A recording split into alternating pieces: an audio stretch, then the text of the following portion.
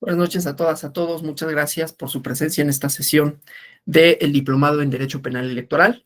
Esta noche está con nosotros la maestra Gladys Fabiola Morales, a quien le agradezco, como siempre, a su disposición, su tiempo para compartir su amplia experiencia, sus conocimientos en este diplomado. Ya es amiga de este diplomado y de esta Escuela Judicial Electoral. Entonces le doy la bienvenida. La maestra Gladys es maestra en Derecho por la UNAM, licenciada en Derecho, por la Universidad Autónoma de Chiapas. Y tiene una larga trayectoria, tanto académica, labora hoy en día en el Instituto de Investigaciones Judiciales del Tribunal Superior de Justicia de la Ciudad de México, ha capacitado en temas de justicia para mujeres, en temas de la reforma penal y su instrumentación del sistema acusatorio. Entonces tenemos a toda una experta en esta área que hoy pues nos hablará de esta parte procedimental. Yo le agradezco como siempre muchísimo por su presencia, su disposición y también gracias a todas y todos ustedes. Buenas noches, las dejo con la maestra Gladys. Gladys, como siempre, muchas gracias. Buenas noches. Al contrario, muchas gracias, Alonso, y bueno, a la escuela electoral por invitarme. Es un curso que disfruto mucho. Debo decirles que yo no sé nada de derecho electoral. Nunca he trabajado en ninguna institución electoral. Creo que lo más cercano que estoy es pues, cuando voy por mi credencial de elector y he votado. Entonces es un curso que siempre me ha permitido también aprender y que he podido ir ya, si no me equivoco, esta es nuestra cuarta edición, ¿no, Alonso? Entonces, me he ido permitiendo a aprender a cómo vincular lo que yo hago y poderles ofrecer como una sesión más interesante para ustedes, más aterrizada, más situada. Y bueno, también a la par, otra de las líneas que trabajo como muy de cerca es temas de género y acceso a la justicia, en particular en el sistema de justicia penal, eh, condiciones penitenciarias y juzgar con perspectiva de género en materia penal. Entonces, también he podido en los últimos años estar de cerca con autoridades electorales, sobre todo tratando casos de violencia política contra las mujeres. Entonces, un poco allí vamos a hacer un híbrido y voy a compartirles. Preparé una sesión un poco corta el año pasado. El día de ayer no me sentía bien, inicié el día, este año he iniciado muy, muy duro en términos laborales, entonces como que tuve un bajón, entonces les pido una disculpa por no haber podido estar en la sesión, pero vamos a reponer los contenidos, y espero que este enfoque que yo les propongo para esta sesión sea de su interés y sea de utilidad. Cualquier cosa, por supuesto, me escriben por el chat, alzamos las manos, abrimos el micrófono si acaso no les puedo ver, pero por supuesto esta es como una sesión de diálogo donde lo interesante de estos cursos de formación es que estamos hablando con personas que tienen una trayectoria ya construida y que puede enriquecer muchísimo la sesión, no es solamente una conferencia o algo donde yo venga como a enseñarles algo, ¿no? En realidad venimos a discutir, a conversar y a compartirles un poco de mi visión sobre lo que implica esta sesión, que es derecho penal y sistema electoral, cómo se involucran, dónde se entrecruzan. Entonces, si están de acuerdo, voy a compartir mi pantalla. De nuevo, como luego no puedo ver los cuadros donde están ustedes y cualquier cosa, pues encienden el micrófono y me dicen, Gladys, tengo un ejemplo sobre esto, Gladys, eso no me quedó muy claro, o si podemos dar como alguna explicación adicional, con todo gusto. Entonces, si están de acuerdo, voy a compartir la presentación. ¿Deben estarse viendo ustedes mismos o no? Sí, ¿verdad? A ver. Sí. ¿Allí pueden ver la presentación o Sí, no? sí, sí. ¿Sí? Perfecto. Bueno, gracias, Alonso. Cualquier cosa, les digo, me van diciendo. Un poco donde quiero como comenzar esta sesión es hablando de, primero, dónde se trastocan o cómo dialogan las reglas electorales y el derecho penal, o sobre todo no solo las reglas, sino las instituciones electorales, todo lo que representa el sistema de justicia en materia electoral en nuestro país. y cómo comienzan a vincularse o en qué puntos podemos nosotros armonizar las discusiones.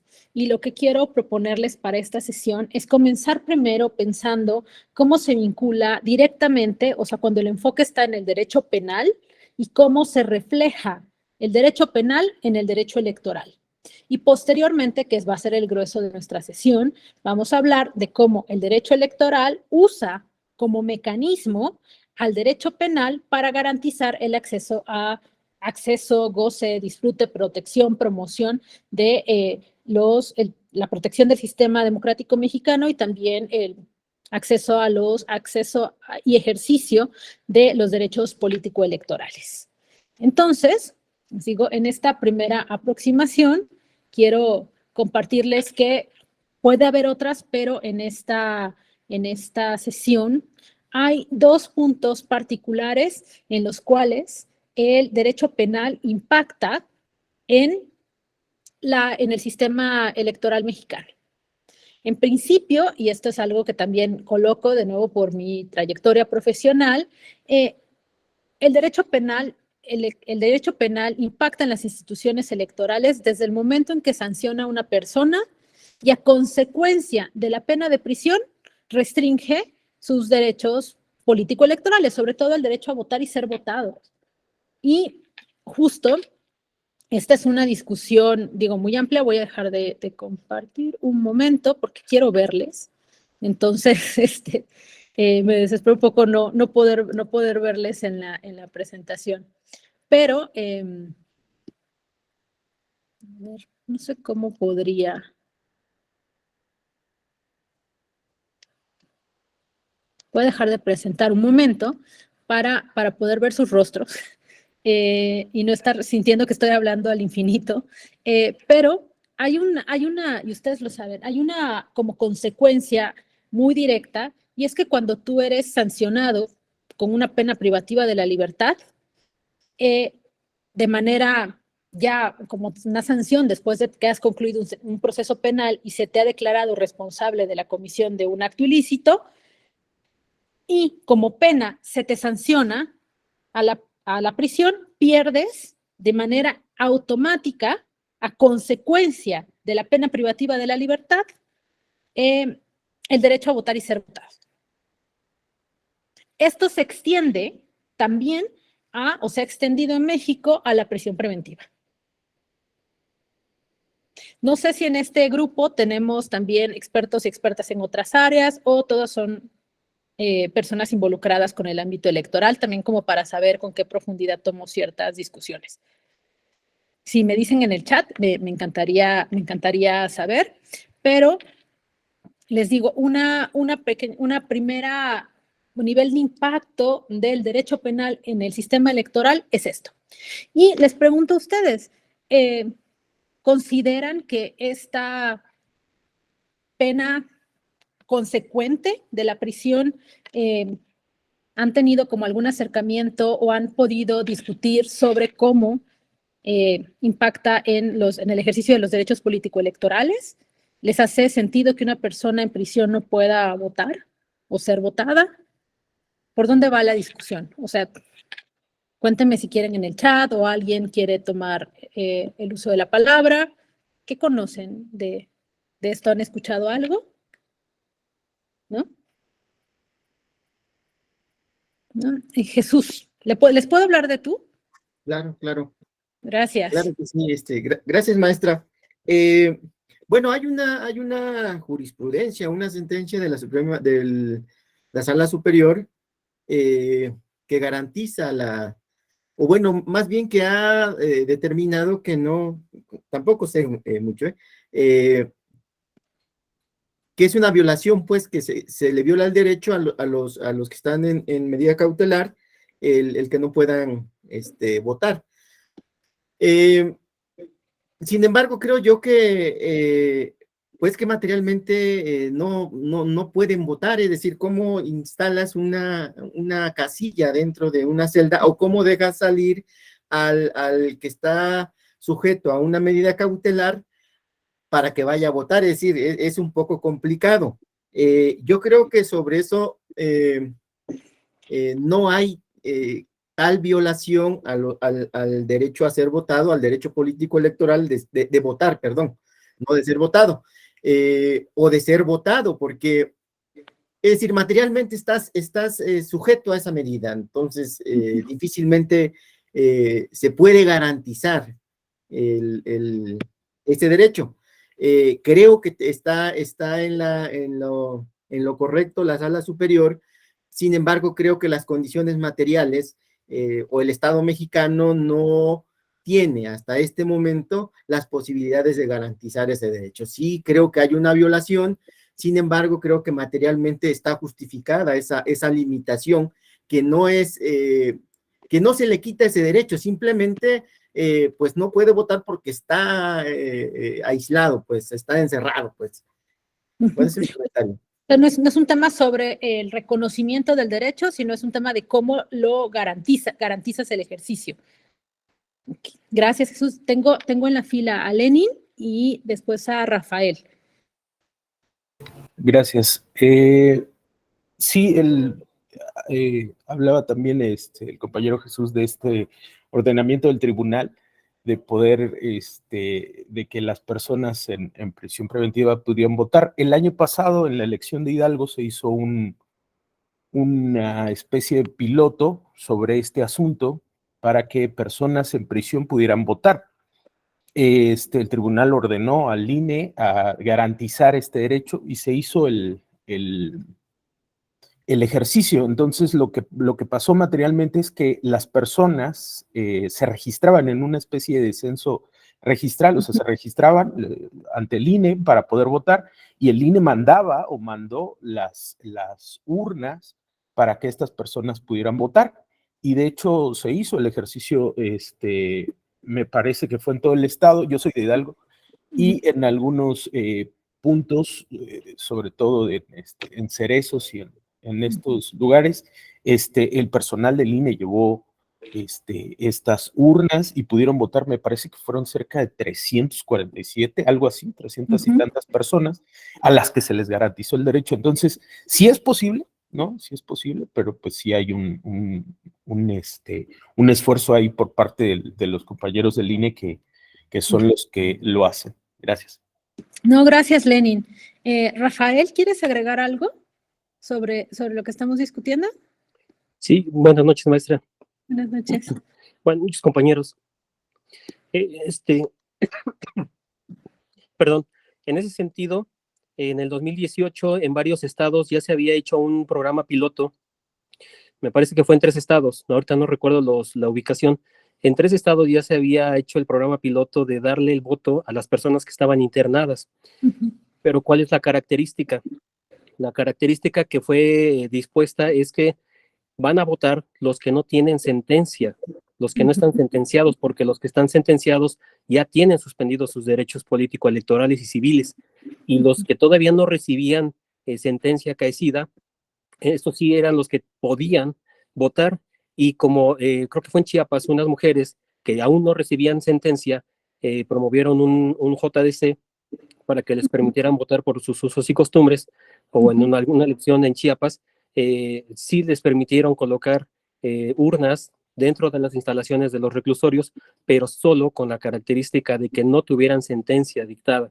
Eso fue lo que se hizo en el 2018, posteriormente, como comenta el compañero Hidalgo, que no me recordaba ese dato, ya se está logrando hacer. Ahora es lo que se está promoviendo en algunas reformas, permitirles, pero solo con esta característica. Este es solamente un complemento que le quería agregar, doctor.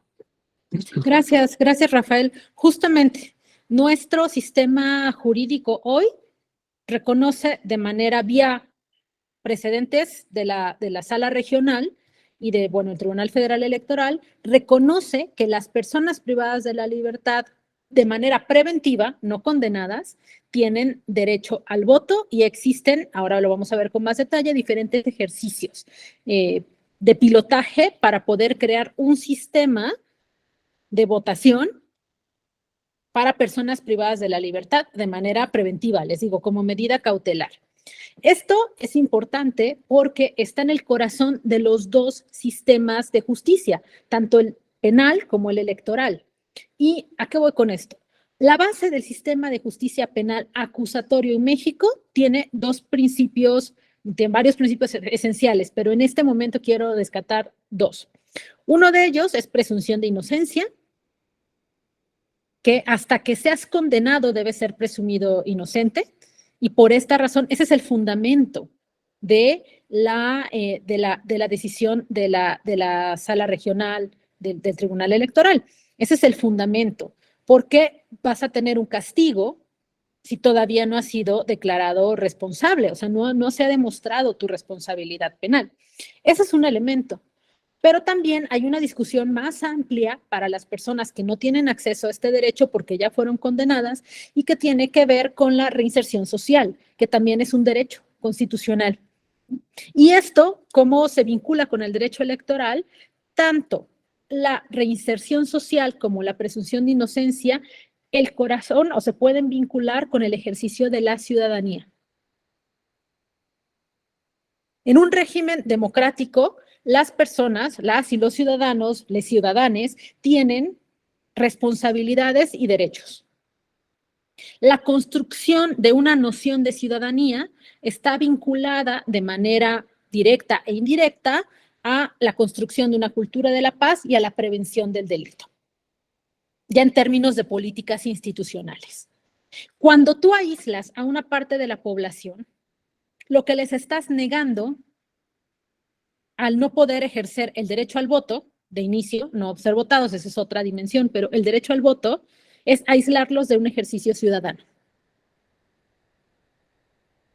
No tienen voz, o sea, la manifestación de la voz de las personas ciudadanas es una manera, es votar.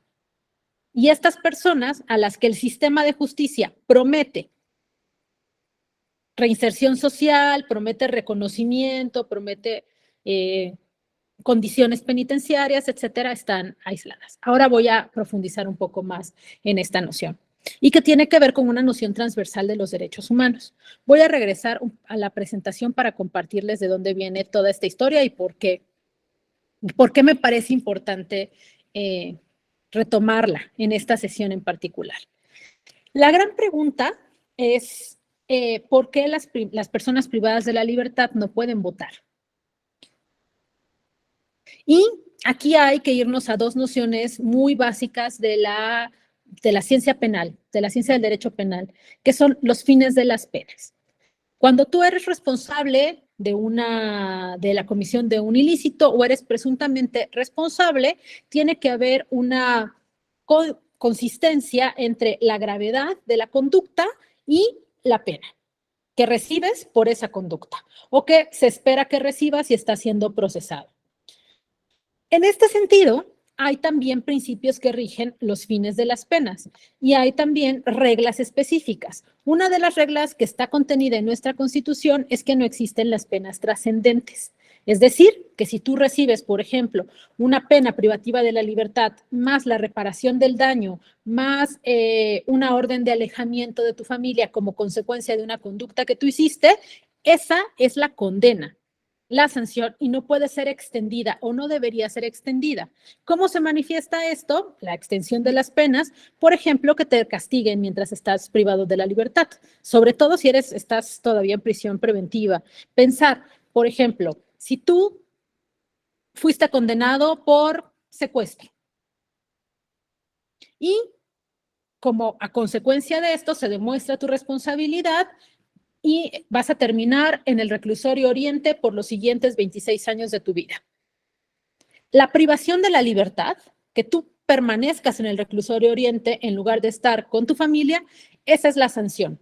El Estado debe garantizarte acceso a otros derechos. La alimentación, la salud, la integridad física son derechos que se consideran derechos intangibles.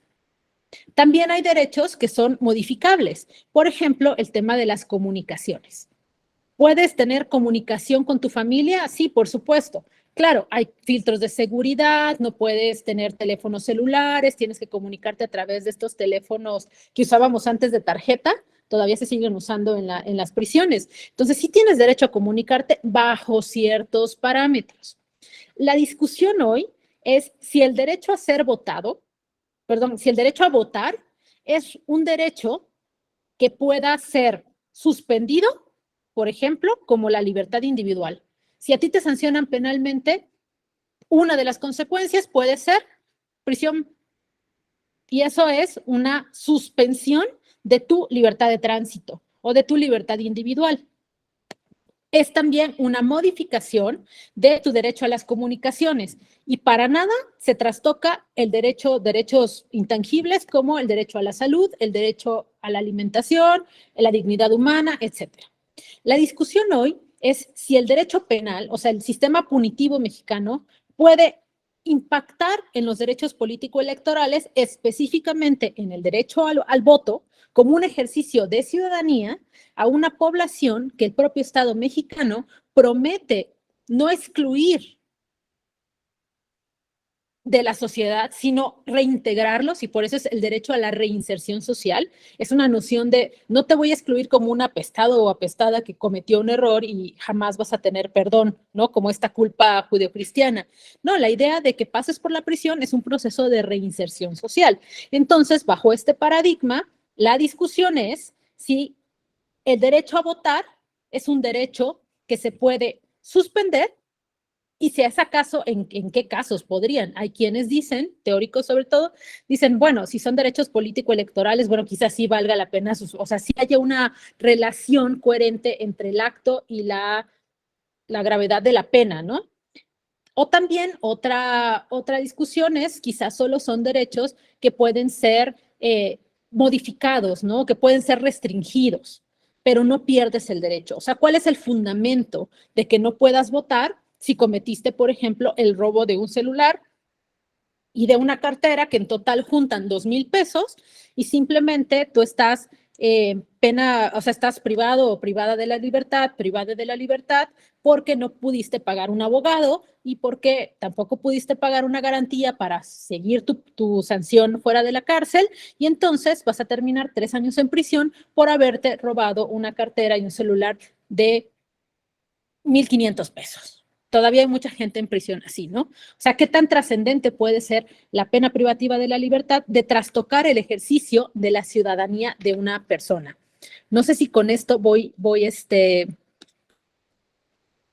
aterrizando un poco. ¿Me siguen o les estoy confundiendo? Ustedes díganme, al menos díganme así, reformula tantito para que pueda ir hilando las decisiones. Entonces les digo, esta es la discusión, sobre todo con personas que han sido sancionadas. Hoy en México hemos avanzado hacia una discusión de personas que no han sido realmente condenadas, siguen en proceso. Y este es el tema de la prisión preventiva, que en México es oficiosa para ciertos delitos y justificada para otros delitos. ¿Qué condiciones hay para que te dicten prisión preventiva? 2 elementos. Uno es que tú exista riesgo de fuga, y aquí vienen todos los delitos vinculados a corrupción, sobre todo tráfico de influencias y muchos delitos de carácter electoral. Tiene que ver con la posibilidad o los recursos que tú tengas para mañana estar en Namibia o mañana estar en las Islas Caimán sin que ya nadie te encuentre o algún lugar donde no hay extradición, ¿no?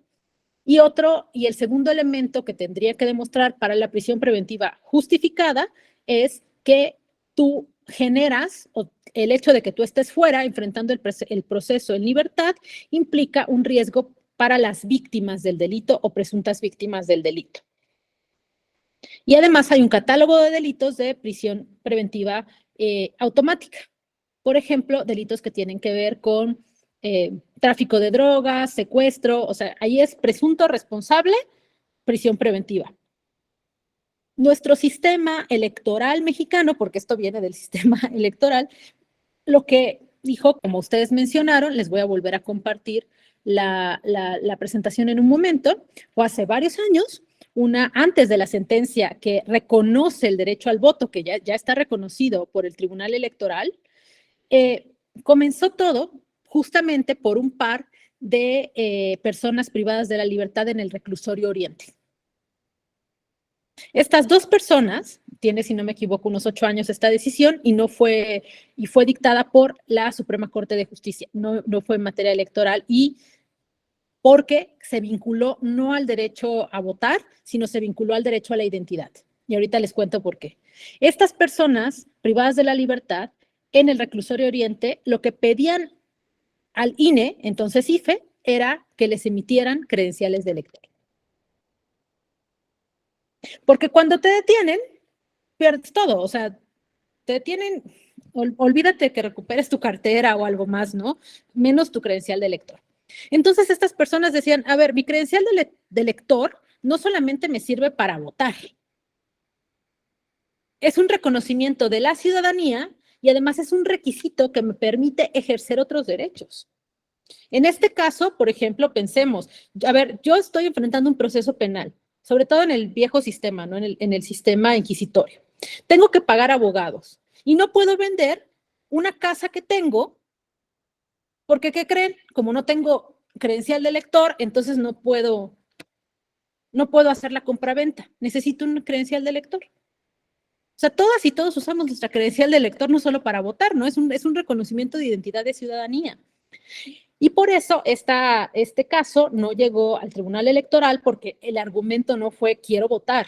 El argumento original fue quiero tener acceso a una credencial de elector que me permita hacer ciertos actos vinculados al ejercicio de la ciudadanía mexicana, que tengo reconocida y tengo derecho. Porque, pues, como estabas en prisión, estaban estas personas en prisión, el INE, y estaban suspendidos sus derechos político-electorales, pues en automático el INE se negó, entonces, IFE, a concederles una credencial de elector. Esto se fue vía administrativa y se ganó, existe un precedente importante donde dice, a ver, bajo el sistema de penas no son trascendentes, la prisión ya es tu sanción, y si bien las personas no te están pidiendo votar, sí la credencial de identidad tiene que ver con un ejercicio de la ciudadanía y es como una llave para otros derechos. Y se reconoció. De ahí llegamos, o sea, de ese primer antecedente ya venía toda una discusión, incluso antes de que hubiera una sentencia como tal, en el Tribunal Federal Electoral. Ahorita les comparto la pantalla de nuevo.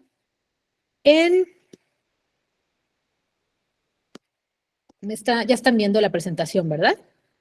¿No? A ver, ¿ahí? Como no les puedo ver, si alguien me dice si sí. Sí, gracias. Gracias. Vean, esta imagen que está aquí,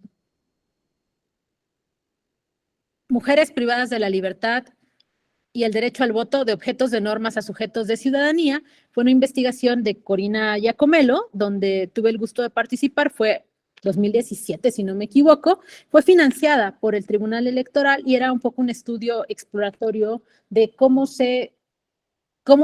estaba regulado el vínculo entre sanción penal y el ejercicio del derecho a votar en otros países y cómo estaba también vinculado el tema de la prisión y la exclusión social y el ejercicio de la ciudadanía.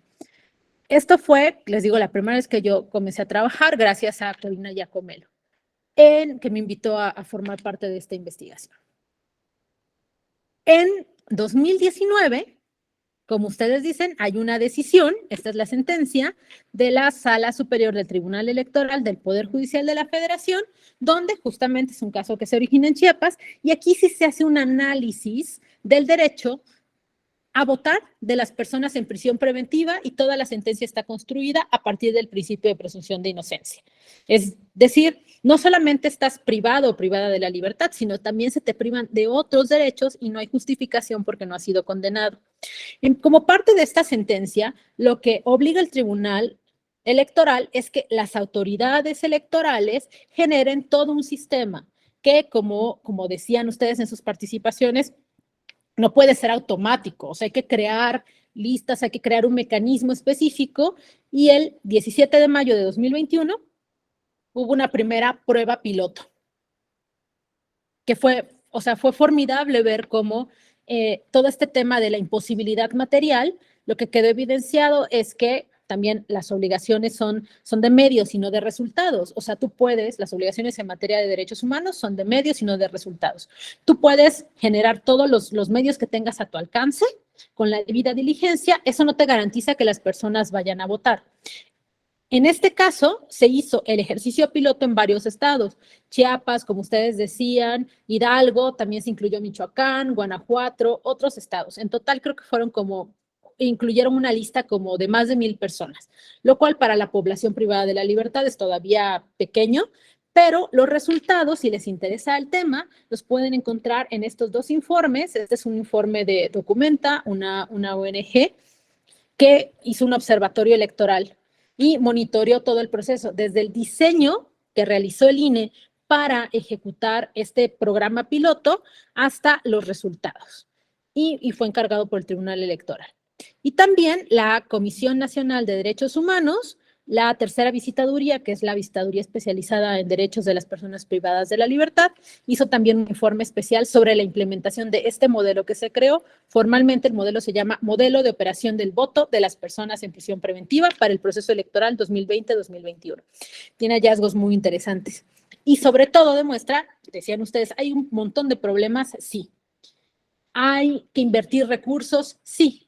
Pero los derechos humanos son progresivos también y el tema de los recursos no puede ser como un impedimento, ¿no? Para que tú garantices como Estado mexicano el acceso a ciertos derechos. Es progresivo también, vas incrementando y comienzas, sí, con un programa piloto. La base de este programa piloto son 2 elementos. 1, el acceso a la información. Garantizar que las personas privadas de la libertad pues conozcan las campañas, conozcan quiénes son, conozcan las propuestas. Y además, generar listas y modelos y sobre todo las medidas de seguridad, porque, por ejemplo, cuando tú entras a la prisión, voy a dejar de compartir un segundo para verles, cuando tú entras a prisión, tú estás completamente a merced de las autoridades penitenciarias. O sea, no puedes entrar con cierta ropa, no puedes ingresar con ciertos documentos, no puedes ingresar con ciertos objetos, hasta un espejo, por ejemplo. No puedes ingresar con espejos. Si tú quieres llevar algo de fruta, si eres visita, tienes algún familiar privado de la libertad y les quieres llevar un mango, tienes que picar el mango para que puedan ver que no estás metiendo nada en esto, ¿no? Entonces, imagínense el manejo de la papelería electoral. Había que garantizar, por ejemplo, que las personas del centro penitenciario no iban a tener acceso a saber por quién estaban votando, porque ellos literalmente, o sea, tú pones tu bolsa, entras incluso como abogada o abogado, entras, pones tu bolsa y ellos meten mano y ven lo que quieran por temas de seguridad. Entonces, imagínense el tema del manejo de la papelería electoral y de las listas nominales. Había que garantizar que se podía, o sea, que el INE podía garantizar la seguridad del centro penitenciario y a la vez que no iban a tener acceso el personal penitenciario a abrir los paquetes. Todo un relajo. Si quieren verlo, vean los informes de hallazgos y observen todo. Les digo, esto es un tema que a mí me apasiona muchísimo y que me parece que es un ejemplo muy importante de cómo se trastocan el sistema penal y el sistema electoral y cómo tienen que trabajar en conjunto, sobre todo en materia de ejecución penal. Y qué visión tenemos de lo que implica cometer un delito y el ejercicio de la ciudadanía. Ahora les voy a compartir de nuevo la presentación y vean. Si quieren ver algunos de los resultados, esta presentación se las comparto a través de una liga, pero pueden tener acá, les dejé los vínculos, ¿no? Para que puedan, por ejemplo, aquí abrir directamente el documento y leerlo. Es un ejercicio apasionante, me parece, y hay fotografías también de cómo lo lograron, esto que parece bastante complicado, ¿no? Garantizar elecciones dentro de la prisión. Acá les comparto esto, lo retomé tanto las fotografías como estas gráficas, las retomé del informe de la CNDH. Lo importante de estos ejercicios y también del informe de hallazgos que hizo Documenta, es que preguntaron a las personas privadas de la libertad y también a personas escarceladas de la importancia de este derecho y todas y todos lo vinculaban con la idea de que el Estado mexicano, de que siguen formando parte de la sociedad mexicana, de que no son invisibilizados y que no dejan de contar, porque una vez que entras a prisión, pues realmente es muy complicado ejercer tu ciudadanía de otras formas, no solamente votar, sino existir en mundo, ¿no? Entonces, hubo realmente una participación muy importante. Las personas se registraron, cumplieron sus requisitos, asistieron el día de la votación, se generó un mecanismo. Personas escarceladas, también hubo una encuesta y decían, a mí me hubiera gustado votar.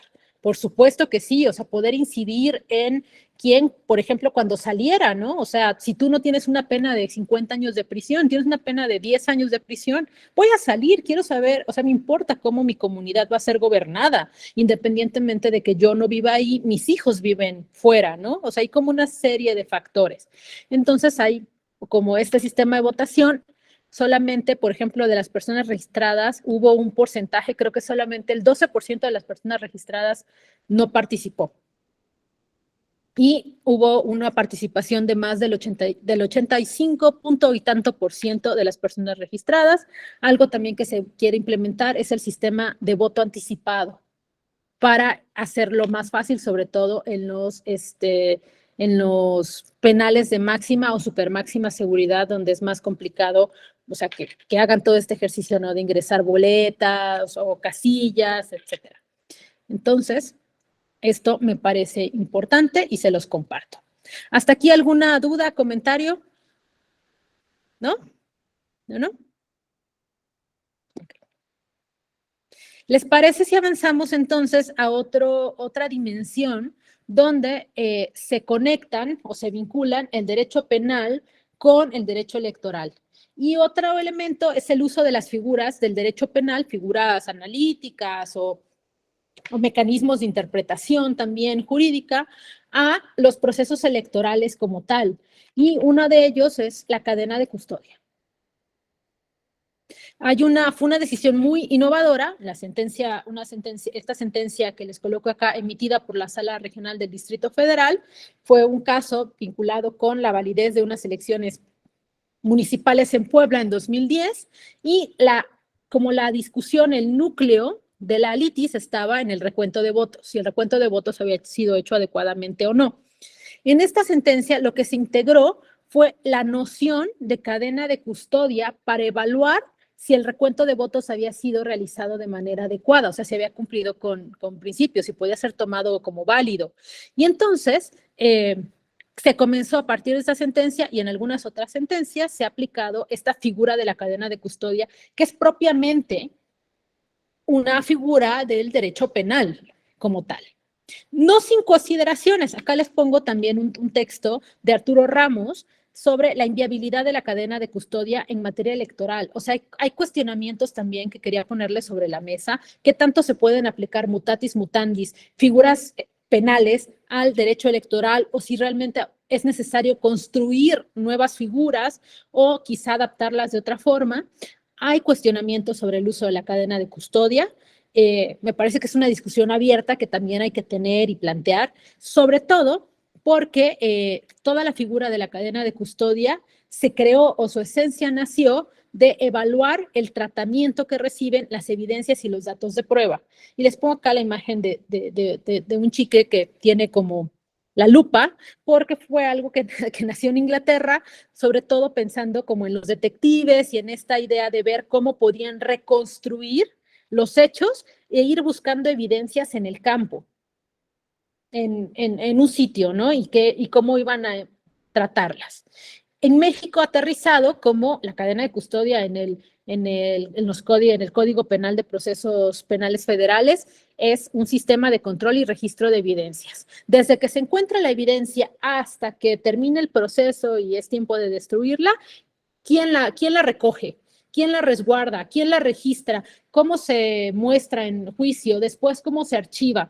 Todos esos sistemas tienen que ver, todas esas reglas tienen que ver con la cadena de custodia. Y eso es algo que han ido cuestionando, sobre todo algunos penalistas, y dicen, bueno, lo que pasa es que la naturaleza de la cadena de custodia es diferente, porque estamos hablando de evidencias materiales, ¿no? Es algo que existe en la realidad, y también aplicarlo a materia electoral no necesariamente es lo más adecuado. Yo no estoy diciendo que lo sea ni demás, les estoy presentando como el estado de la cuestión de esta discusión, y es pensar que, por ejemplo, el recuento de votos sí es un mecanismo, ¿no? Si es un mecanismo, si tiene reglas, si tiene plazos, autoridades responsables, y qué tanto este sistema es equivalente al sistema de control y registro de evidencias en materia penal. No sé si ustedes habían escuchado esta discusión y si les parece como adecuada para esta sesión, o si han aplicado esta u otras figuras del derecho penal.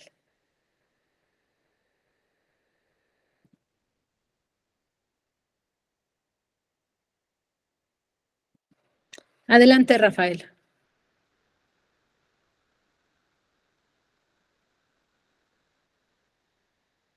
Ay, no tienes tu micrófono activado, Rafael.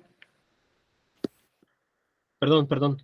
De la FEPAD de la Ciudad de México, compartirles una experiencia sobre la cadena de custodia. Ha habido cierta discusión sobre cómo debe ser el tratamiento, ya que los policías de investigación, cuando reciben un material, en este caso recibimos una despensa que se había detenido con una persona, no querían tenerla ellos como custodia. ¿Por qué? Porque ellos argumentaban que ya el traslado desde la casilla hasta la del Ministerio Público ya había sido manipulado, presumían. Y entonces en esa cuestión sí teníamos cierta resiliencia de poder atender este tipo de cuestiones, y después se tuvo que elaborar un protocolo para atender este tipo de cuestionamientos sobre la cadena de custodia. Una vez que llega la fiscalía, ¿quién le debe dar la atención? Si es el Ministerio Público o llamar de inmediato a la Policía de Investigación. Y pues en materia penal, lo que hace el Policía de Investigación es de inmediato que tiene un conocimiento de algún hecho, registra todo y ellos inician toda la cadena de custodia. En esta situación, como llegan las personas a interponer las denuncias y a veces llevan evidencia en CD o USB, tienen que esperar a que el MP tiene que esperar a que llegue el PDI para iniciar toda la cadena de custodia. Y ahí se pierden ciertos tiempos y bueno, el denunciante piensa que no se le va a atender. Todas esas cuestiones, esos protocolos, sí falta todavía armonizarlos, tanto en la ley general como en el Código Penal, en materia electoral. Muchas gracias, Rafael. Eso es súper importante, pero ojo, aquí Rafael nos está explicando cómo funciona en la FEPADE, que es una fiscalía especializada y lo que llevan es un proceso penal en materia electoral. Aquí el ejemplo que yo les daba es traer la figura de la cadena de custodia para resolver conflictos de naturaleza esencialmente electoral, validar el resultado de una elección, que es diferente a tramitar delitos de naturaleza electoral. ¿Sí me explico? Sí me estoy explicando las dos, la distinción. Y eso es lo importante. En materia penal sí no hay duda, o sea, es parte del sistema penal acusatorio. Pero ¿qué tanto, esta es una discusión, se puede aplicar la figura jurídica de la cadena de custodia? Por ejemplo, como nos decía Rafael, ¿quién es responsable desde que se abre la carpeta de investigación, de recopilar las evidencias, etcétera? Si estas mismas reglas de valoración pueden ser aplicadas para calificar el proceso, por ejemplo, de recuento de votos. Similar a cómo funciona la cadena de custodia. Tú puedes decir como juez penal o jueza penal, o puedes decir, a ver, lo que pasa es que aquí se rompió la cadena de custodia porque no está establecido dónde encontraron la evidencia. Pero ¿qué tal? Y puedes decir, aquí en el proceso electoral, cuando yo estoy calificando la validez de una elección, en el proceso de recuento de votos, no me salen las cuentas, no sé de dónde vienen estos 3 votos. Haciendo un símil con la cadena de custodia, no sé quién los contó, no sé quién los agregó, no sé quién. Entonces, se rompió la cadena de custodia haciendo un símil con el recuento de votos. Entonces, a ver, ahorita voy a tomar las participaciones. Eduardo, por favor. Bueno, buenas noches, ¿sí me escuchan? Sí, adelante. No nada más para ahondar una experiencia, bueno, es conocido el caso de Durango, donde el tribunal local llamó a una elección extraordinaria debido a que se rompió la cadena de custodia en un municipio de la Sierra de Durango, donde un grupo delictivo sustrajo varios paquetes electorales. Entonces allí el tribunal local, por haberse rompido la cadena de custodia, determinó una elección extraordinaria. pero la sala regional indicó que aun cuando, bueno, el proceso fue que cuando llegaron los paquetes, fueron resguardados en la bodega electoral, el grupo delictivo los sustrajo, y para esto, pero pues ya habían hecho el conteo el conteo que se realiza después de la jornada electoral. Por ello la sala, y cuando lo bueno es que regresaron los paquetes electorales, el grupo delictivo regresó los paquetes, y pues el Consejo General del OPLE, pues fueron trasladados a la sede del Consejo General. Ahí se hizo el recuento. Entonces, la sala regional Guadalajara, pues indicó que si bien es cierto, hubo diferencias, diferencias en cuanto al PREP, las actas del PREP y el recuento que realizó el Consejo General, hubo diferencias, no fueron sustanciales determinantes en este caso. Es por eso que pues revocó la sentencia del tribunal local y no hubo elección extraordinaria. Es cuanto. Gracias. Ay, perdón, tenía el micrófono cerrado. Muchas gracias, Eduardo. O sea, nos ayuda tu ejemplo a mostrar cómo están transmutando esta figura de la cadena de custodia de naturaleza penal a la calificación de la validez de una elección o del conteo de los votos. A mí me parece formidable, no les puedo decir, ay, wow, he leído todo, he observado, me parece interesantísimo cómo podemos usar traspolar estas figuras, mutatis mutandis, por supuesto, y sobre todo preguntarnos qué tanto se adecuan o no, o si necesitamos crear figuras propias del derecho electoral en lugar de tomar prestadas a las propias del derecho penal, ¿no? General. Eso es una discusión, digo, a mí me parece esencial, fue algo que comencé a estudiar para esta sesión y que ya me clavé porque soy una obsesiva, entonces a partir de ahora ya estoy como de, a ver, ¿qué más? ¿Y cómo lo están aplicando? ¿Y qué problemas procesales puede haber? Entonces, Edgar, adelante.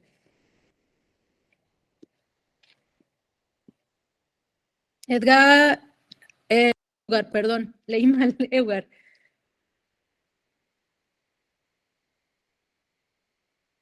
Sí, buenas noches, maestra, ¿me escucha? Sí, te escuchamos. Yo tengo una duda ahí con respecto a lo que mencionaba el compañero Eduardo. Menciona que cuando dice se ha roto la cadena de custodia, ¿a qué se refería? Porque yo entiendo que una cadena de custodia es como un formato donde se registra un indicio, material, o evidencia para saber quién lo ha recolectado, quién ha tenido contacto con ese indicio, material o evidencia, y también sirve para su traslado, ¿verdad? Y quién participa en la manipulación de este indicio. Entonces, cuando menciona que se ha roto, ¿a qué se refiere? ¿Que se ha interrumpido el traslado de la evidencia o es que ahí sí no entendí muy bien? ¿Me puede aclarar esa situación? Claro que sí. Claro que sí, Edgar. Sí, la noción, les digo, se manifiesta en ese formato que van llenando, ¿no? Pero la noción de la cadena de custodia es que sea todo un sistema de recolección, registro, traslado, manipulación de la evidencia. O sea, todo un sistema, ¿no? Lo vemos en un documento, pero cuando te dicen se rompió la cadena de custodia, es porque te tiene que quedar súper claro qué pasó de aquí a acá. ¿Quién, cómo, cuándo, dónde? Y si de repente hay un paso donde dices, y esto, por ejemplo, no hay quien registró. En el sistema, resguardo, por supuesto. Entonces, el sistema está de, a ver, me queda claro que, por ejemplo, fue un caso de homicidio. Acudimos al lugar de los hechos, la policía de investigación. En el lugar de los hechos había un cuchillo. Ok. Primero describe ese lugar. Había un cuchillo. Recoge el cuchillo. ¿Quién recogió el cuchillo? Pues puede ser personal de periciales o en caso de no encontrarse puede uno priorizar como policía de investigación. Exacto. ¿Quién lo resguardó? Ok. ¿Quién lo embaló? ¿Quién lo trasladó? Y de repente dices, a ver, hay dos cuchillos. ¿De dónde salió el otro? O de repente dices, aquí el cuchillo fue embalado por una persona, pero no hay registro de en qué lugar del lugar de los hechos fue encontrado. Entonces quizá lo encontraron en la calle, no dentro de la casa. Entonces si ya no me queda claro algo, quién participó en qué y en qué momento, es donde usas ese término de se rompió la cadena de custodia. Ah, ok, ya más Ujú. claro. Y Sí, otra pregunta nada más y rapidito. Ahí con el compañero Rafael, que mencionó que a veces los denunciantes van a las oficinas para interponer su denuncia y a veces dice que a veces demoraba un poco en lo que se registrabas la evidencia o indicio que ellos traían, en este caso mencionaba USB, CD o entre otros, ¿verdad? ujú. Decía que tenía que esperar hasta que llegara el PDI. Entonces, mi pregunta, ¿no puede recibírselo el Ministerio Público, ya que también es un servidor público? Es una pregunta nada más. Ahí, si me puedes... Depende del tipo de delito. Tendríamos que ver ahí también los manuales. O sea, una respuesta general no te puedo dar. De inicio, justamente la cadena de custodia te va a indicar quién, cuándo, cómo y dónde. Entonces, también cada fiscalía va a tener su sistema y va a depender del tipo de ilícito. Si pueden, por ejemplo, si si es algo que estás observando, sí, pero hay todo un tratamiento específico. Te lo puede recibir, pero tiene que haber alguien que lo reciba oficialmente y le dé un tratamiento y quizá no se pueda ingresar a la carpeta de investigación de manera automática, sino que tiene que seguir otro procedimiento. No sé, es algo como más casuístico, digamos. No sé si te estoy confundiendo más, No, pero... mira, bueno, es que sí ha pasado más tradición, que por ejemplo lo recibe el Ministerio Público por cuestiones de rapidez, lo pasa en la trazabilidad del policía de investigación, el policía de investigación realiza su investigación, esta a su vez lo puede mandar a periciales o otra dependencia, ¿verdad? En la trazabilidad, como usted dice, se va añadiendo a la persona que va trabajando con el indicio y pues ya, o sea, se le da un seguimiento a la investigación, pero esa era mi duda, porque obviamente, como usted dice, viene una trazabilidad al final, donde se menciona el nombre, cargo, institución, quién entrega, quién recibe y qué se va a hacer con ese indicio, ¿verdad? Esa era Sí, la otra pregunta que y tenía. justamente el tema también no es cómo se sigue la cadena de custodia, que Ajá. también cuando dice Rafael, se asimila a la alteración de la evidencia, más en realidad también lo matizaría, si no es que hay sospecha. Si algo no Claro. te queda claro en la cadena de custodia, hay sospecha. Y en materia penal, ante la duda, absuélvase. O sea, ese es el principio, ¿no? No tiene que haber sospecha minúscula de quién tomó la evidencia y cómo ingresó a la carpeta, a la carpeta de investigación. Yo O sea, creo que esa es la sería con idea. respecto probablemente al embalaje. Si usted dice que si se ve un poco roto, se ve la firma de la persona que lo embaló está alterado o algo, ya creo que allá no sería conveniente manipularlo si ves estas anomalías, creo yo, ¿no? Sí, además pensemos que también hay un tema no solamente de alteración de la evidencia, sino de la legalidad de la obtención de la evidencia. Pensemos, por ejemplo, es un caso de violencia política en razón de género contra una candidata. Ella denuncia la violencia política, se abre una carpeta de investigación. Es una mujer. Y de repente hay alguien que dice, digamos que generar alguna especie o impulsar alguna especie de estereotipos o prejuicios de género en la autoridad, dice, ¿sabes qué? Lo que pasa es que yo tengo por ahí unos videos de el comportamiento de esta candidata en su núcleo privado. Se los voy a mandar a los ministerios públicos para que vean qué tipo de mujer están procesando su denuncia, ¿no? Entonces van y se lo entregan. ¿Tú puedes recibirla? Sí. Y se hace todo el sistema, ¿no? Ingresa, tal. ¿Qué, qué tal validez tendría, por ejemplo, si es una prueba donde hay videos de contenido sexual de ella con su pareja, para desvincular y vincular, o sea, para hacer incrementar prejuicios y estereotipos y decir, a ver, el comportamiento de esta mujer en su vida privada no hace que sea confiable su denuncia en materia electoral, ¿no? Que está recibiendo violencia política. Mira cómo se comportaba. ¿Lo hacen? Sí, pasa. ¿Cómo ingresa a la carpeta de investigación? Es importante para que entonces la persona juzgadora, primero la fiscalía y luego la persona juzgadora, pueda decidir cuál es la naturaleza de esa evidencia también, o sea, conocer cómo ingresó y saber realmente si es una prueba relevante, si fue obtenida con legalidad, si además está vinculada a los hechos o no, y entonces decidir si se admite o no. Si no está vinculada con los hechos, la tendría que desechar. Es más, el Ministerio Público no tendría que aceptarla, o sea, no tendría que presentarla ante la persona juzgadora. Pero justamente por esto la idea de las cadenas de custodia es importante, para que sepamos de dónde vino. Al rato te la van a presentar y te van a decir, formaba parte de la inspección que hicimos. Fue a ver, pero la cadena de custodia dice que alguien te lo trajo. ¿Por qué te trajeron este video? O sea, ¿por qué te trajeron este CD o este USB? ¿Dónde lo encontraste? En tal lado. Ah, ok. Entonces eso te permite tener una visión de los hechos y también calificar la legalidad, la idoneidad, la fuente de esa evidencia. No sé si voy siguiendo Eugar o ustedes me dicen si quieren algún otro ejemplo, por favor. Sí, está bien, maestra, sí queda claro, aunque se ha trabajado un poquito diferente, pero justificando lo que usted mencionaba, que si no sabíamos de dónde venía o algo, como usted dice, tiene que haber primero una denuncia, o en este caso si es por hallazgo, la evidencia, o por aportación, en este caso, como usted dice, si alguien se me acerca a entregarme esa evidencia, yo tengo que levantar una entrevista a esa persona que me la entrega, y para justificar qué está denunciando, ¿verdad? Y qué hay en el contenido que me está entregando, para yo poder justificar al Ministerio Público qué es lo que le estoy entregando en el CD o en la USB, ¿verdad? Ya si no viene ese contenido ahí dentro en ese CD o algo, bueno, pues ya entonces se tendría que llamar a la persona para saber que pues es mentira lo que está entregando, o hay una falla ahí en su dispositivo de almacenamiento. O bueno, Pero la sí idoneidad. quedó claro.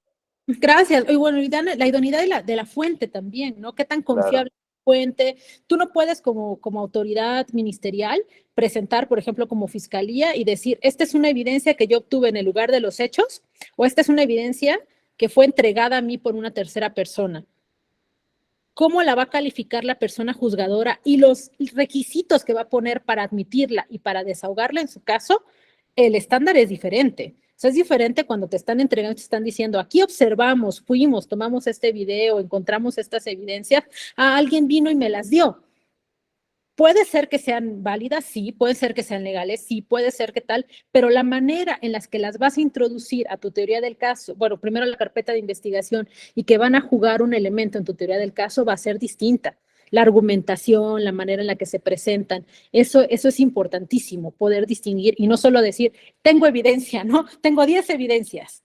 La cadena de custodia te ayuda para decir, tengo 10 evidencias, 5 fueron obtenidas en el lugar de los hechos, otras 3 fueron obtenidas a través de la labor de investigación en otro sitio, 2 fueron presentadas, llevamos a cabo una entrevista, entonces validamos, o sea, decidimos incluir esta evidencia porque no se puede, hay reglas, no se puede obtener mediante otros medios, es muy relevante y además verificamos que no fue obtenida por medios ilícitos.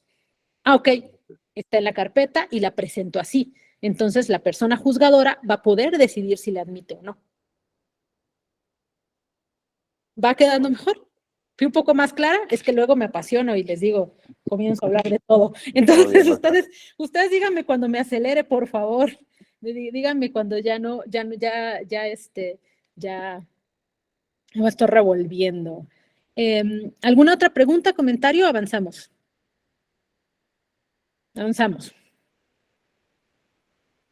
A ver si tienen. Rafael, ¿tienes de Oca o se quedó de antes? ¿Tú? No, iba a complementar un poco lo que cuestionaba Edgar, mi compañero, en relación a la espera del denunciante, que hay que llamar al PDI, sí, porque en ocasiones llevan el CD o la USB que dice contener tal información, y entonces tiene que llegar el PDI a verificar, abren la compuerta, meten el CD o la USB y verifican el contenido del CD, porque ya pasó en una ocasión que un denunciante, por las prisas de querer denunciar a otro candidato, llegó con un CD, lo meten, bueno, de hecho lo dejó, al revisarlo, pues iba en blanco, y entonces se le apercibió de que su contenido pues era en blanco y que no había presentado pruebas. Dice, yo llevé pruebas, llevé un CD. En esa situación se le requirió para que volviera a presentar esa prueba. Y eso, como comenta la maestra, se van incorporando a la carpeta de investigación para que posteriormente, cuando ya se vincula a proceso, se perfecciona la carpeta y se vincula a proceso, en las audiencias se presentan como prueba, con el informe que tiene que estar validado por policía de investigación, porque si no, no tiene validez este tipo de pruebas. Entonces, es por eso que se le llama al PDI, verifican el contenido, se levanta el acta por el PDI, se acomoda el acta ahí en la carpeta y continúan las investigaciones. Pero esa es la demora que yo comentaba, que tenemos que hacer, esperar un poco al denunciante, porque hay que verificar el contenido, porque si no, o es otra vuelta para él, o se le pone ahí, pues sin pruebas, ¿no? y después en su denuncia, no, yo sí metí, y cuando se lleva a juicio, pues ¿con qué pruebas me estás acreditando? No, pues no trae pruebas. Esa es una. Y dos, que nos han también llevado información que es contenida tomada por ellos en sus celulares, pero también otra ha sido tomada de algunos medios digitales como YouTube, de algún candidato, pues vamos a poner fue un futbolista que participó en la Ciudad de México en el 2018, tomaron videos donde se estaba haciendo promoción personalizada. Entonces es una información que también no es, que es una información pública y que no necesariamente tiene que ser cadena de custodia porque se puede recuperar por otros medios. Entonces debe de ser específica esta cadena de custodia con información irrecuperable para poderla sentar en la carpeta de investigación. Es mi comentario, maestro. Muchas gracias, Rafael. Y sobre todo pensemos que las fiscalías, o sea, las autoridades penales tienen la responsabilidad de verificar la legalidad de la obtención de esa evidencia. Imagínense que te presentan un video, es la prueba nuclear del caso, pero tienes indicios por la manera en la que fue grabado, haces la entrevista, y dices, chas, esto pudo haber sido obtenido, o sea, sí, me está entregando un video con un testimonio, con una confesión, pero chas, ¿por qué confesaría a alguien solo, grabado? Quizá lo torturaron o la torturaron. Puedo introducir, o debo como autoridad introducir, aunque sea la prueba central de mi caso, una prueba que fue obtenida por terceras personas mediante tratos crueles, inhumanos, degradantes o tortura. Antes debemos verificar la legalidad de la obtención de esa prueba. Y por eso, justo dice Rafael, es más tiempo, sí, pero el riesgo es que presentes una prueba obtenida ilícitamente. Y eso no solo acaba con tu caso, o sea, eso le da en la torre al sistema de justicia penal, o sea, eso incumples tu labor como autoridad penal también. Entonces, es sumamente delicado. Y les digo, lo interesante es que hay decisiones en materia electoral que tratan de usar todas estas nociones, ¿no?, de cadena de custodia para evaluar el conteo de votos. ¿Quién tuvo la urna? ¿Quién llevó el registro? ¿Quién llenó las actas? ¿Quién hizo la entrega? O sea, como si fuera similar a una cadena de custodia. Me parece sumamente interesante, o sea, me parece que es algo que tenemos que seguirle pensando y discutiendo. Y por eso lo quería traer a esta sesión. De manera muy transversal, sí, pero no quería dejarlo de lado. Y ahora, si les parece, continuamos. Voy a compartir de nuevo la presentación y el núcleo central de esta charla, de esta conversación, es el vínculo también entre el derecho electoral y el derecho penal. Y aquí tenemos que pensar donde ya no estamos, digamos, cómo figuras de materia penal pueden ser usadas en materia electoral, tampoco cuáles son las consecuencias de la prisión en el ejercicio del derecho al voto, sino estamos ya hablando del uso del sistema de justicia electoral para proteger el régimen democrático mexicano. Son instituciones especializadas, pero además el mismo proceso penal acusatorio empleado para investigar primero y luego procesar y en su caso sancionar conductas u omisiones que afecten o impacten de manera directa al régimen democrático. En materia penal hablamos del régimen del bien jurídico tutelado. Esto aquí Rafael, que está en la FEPADE, puede decirlo. Siempre ves, ¿no? ¿Cuál es el bien jurídico tutelado? Todos los delitos de dentro, en su razón de ser, tienen un bien jurídico tutelado. Por ejemplo, el acceso a el robo. ¿Cuál es el bien jurídico tutelado del robo? Voy a dejar de compartir tantito. Bien jurídico tutelado del robo. ¿Qué piensan?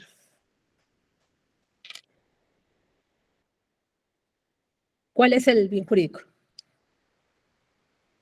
O sea, ¿qué es lo que se afecta si te roban?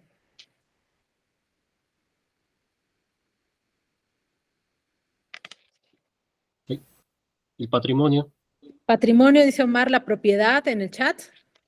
El bien jurídico es el patrimonio o el derecho a la propiedad. Cuando tienes delitos contra por ejemplo, violación, estupro, violación equiparada, eso atenta contra el desarrollo psicosexual de las personas, integridad personal, derecho a una vida libre de violencia, o sea, siempre hay como que vincular la conducta o la omisión con cuál es el derecho violentado y que se llama en materia penal bien jurídico tutelado. Cuando usamos el sistema penal para sancionar delitos en materia electoral, el bien jurídico tutelado es algo tan abstracto o tan concreto, ustedes me dirán, como el régimen democrático mexicano. Lo que se protege es el régimen democrático mexicano. Delitos vinculados a las drogas. Lo que se protege es el derecho a la salud. Delitos electorales, el sistema democrático mexicano, a través de ciertos delitos que están vinculados directa e indirectamente con el ejercicio de los derechos político-electorales. Ahora, y ahí está todo un catálogo de delitos que ustedes conocerán muchísimo mejor que yo, pero ahorita se los voy a mostrar solo como ejemplo. ¿Dónde están los delitos electorales? Lo saben bien, en la Ley General en materia de delitos electorales. Y también hay delitos, todo lo que tiene que ver con violencia de género, violencia política en razones de género, que está en otras normas, también hay que integrarlas acá, son conductas que también pueden generar. Son conductas, actos u omisiones que están involucrados y son, digamos, en la forma más tradicional del derecho penal, todo tendría que estar en el Código Penal, donde está todo el catálogo de delitos. Lo cierto es que no es así. Está tan especializado el sistema que encontramos delitos hay una ley general en materia de delitos electorales, ahí está el catálogo, también encontramos, o sea, los tipos penales, que la descripción de un delito se llama tipo penal, y también los encontramos, por ejemplo, en materia de combate a los delitos de tráfico y microtráfico de drogas. ¿Dónde creen que están los delitos? El catálogo de delitos. ¿Dónde se imaginan que están los delitos vinculados al combate a las drogas? Vinculados con esto. Ya les dije cuál es en la ley de salud, dice Alberto. Bien jurídico titulado es ley de salud. Imagínense, eso está como bien loco, ¿no? Al menos en materia electoral hay un código de procedimientos penales electorales, hay una ley general en materia de delitos electorales, o sea, es muy específico, ¿no?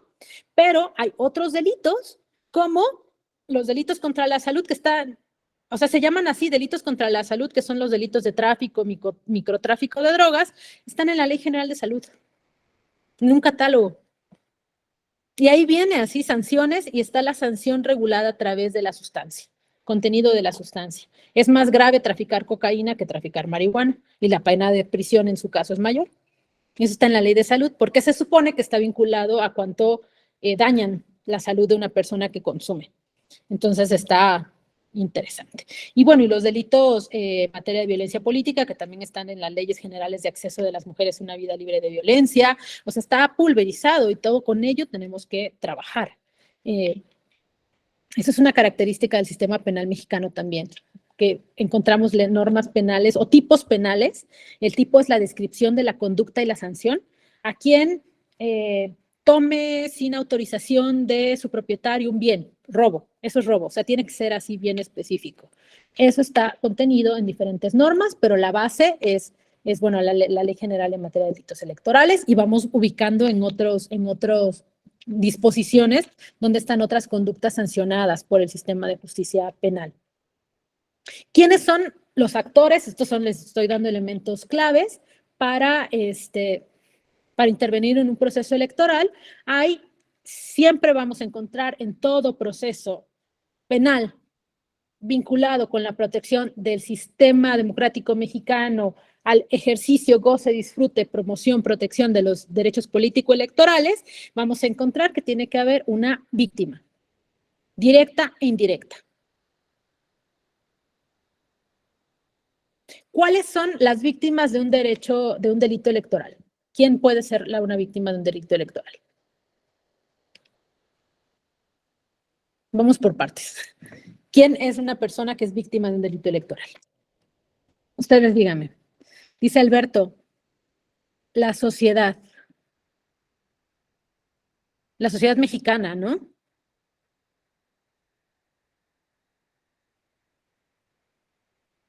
Una candidata por violencia política en razones de género, un candidato o candidata.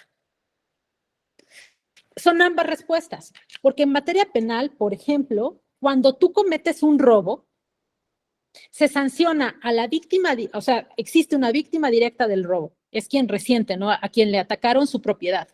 Pero además, toda la dogmática penal es que tú atacas la paz pública, la buena convivencia, el bienestar social. O sea, que la existencia de un robo no solamente afecta a la víctima directa, sino que nos afecta a todas y todos. En materia electoral, penal electoral, sigue ese mismo sentido. Puede haber un caso de violencia política en razones de género que afecta directamente a una candidata o candidato o candidate.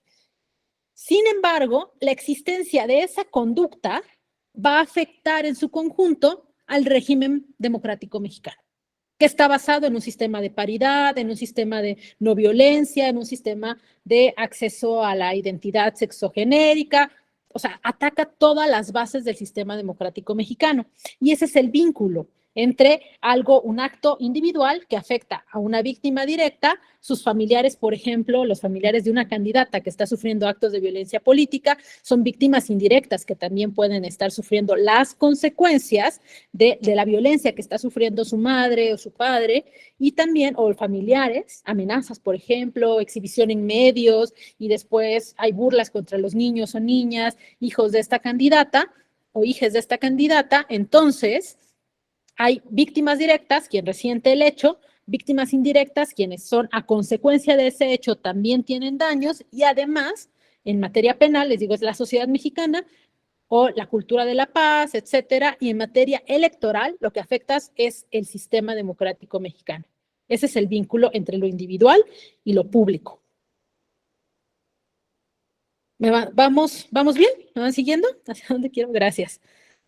Otro elemento es de estos actores, y que cuando hablo de actores no hablo solamente de personas, ¿no? Sino hablo también de instituciones, reglas, sistemas.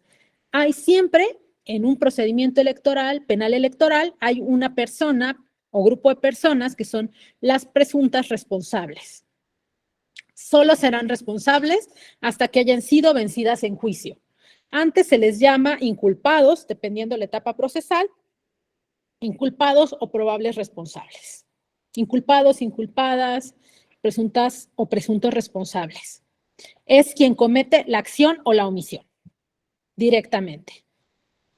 En materia electoral tenemos dos tipos de presuntas o presuntos responsables. Puede ser un particular que intervino, por ejemplo, se robó, yo soy de Chiapas, entonces se imaginarán, en los Altos de Chiapas el robo de casillas es, cada elección es como en las noticias, primero aparece que se robaron una casilla en la carretera de San Juan Chamula a San Cristóbal, etcétera. Eso puede ser a consecuencia de un acto de particulares. Esas personas como particulares pueden ser presuntas responsables del robo de una casilla electoral, pero también hay, además, otras pueden ser conductas que son específicas de las autoridades electorales, tipos penales para las autoridades electorales.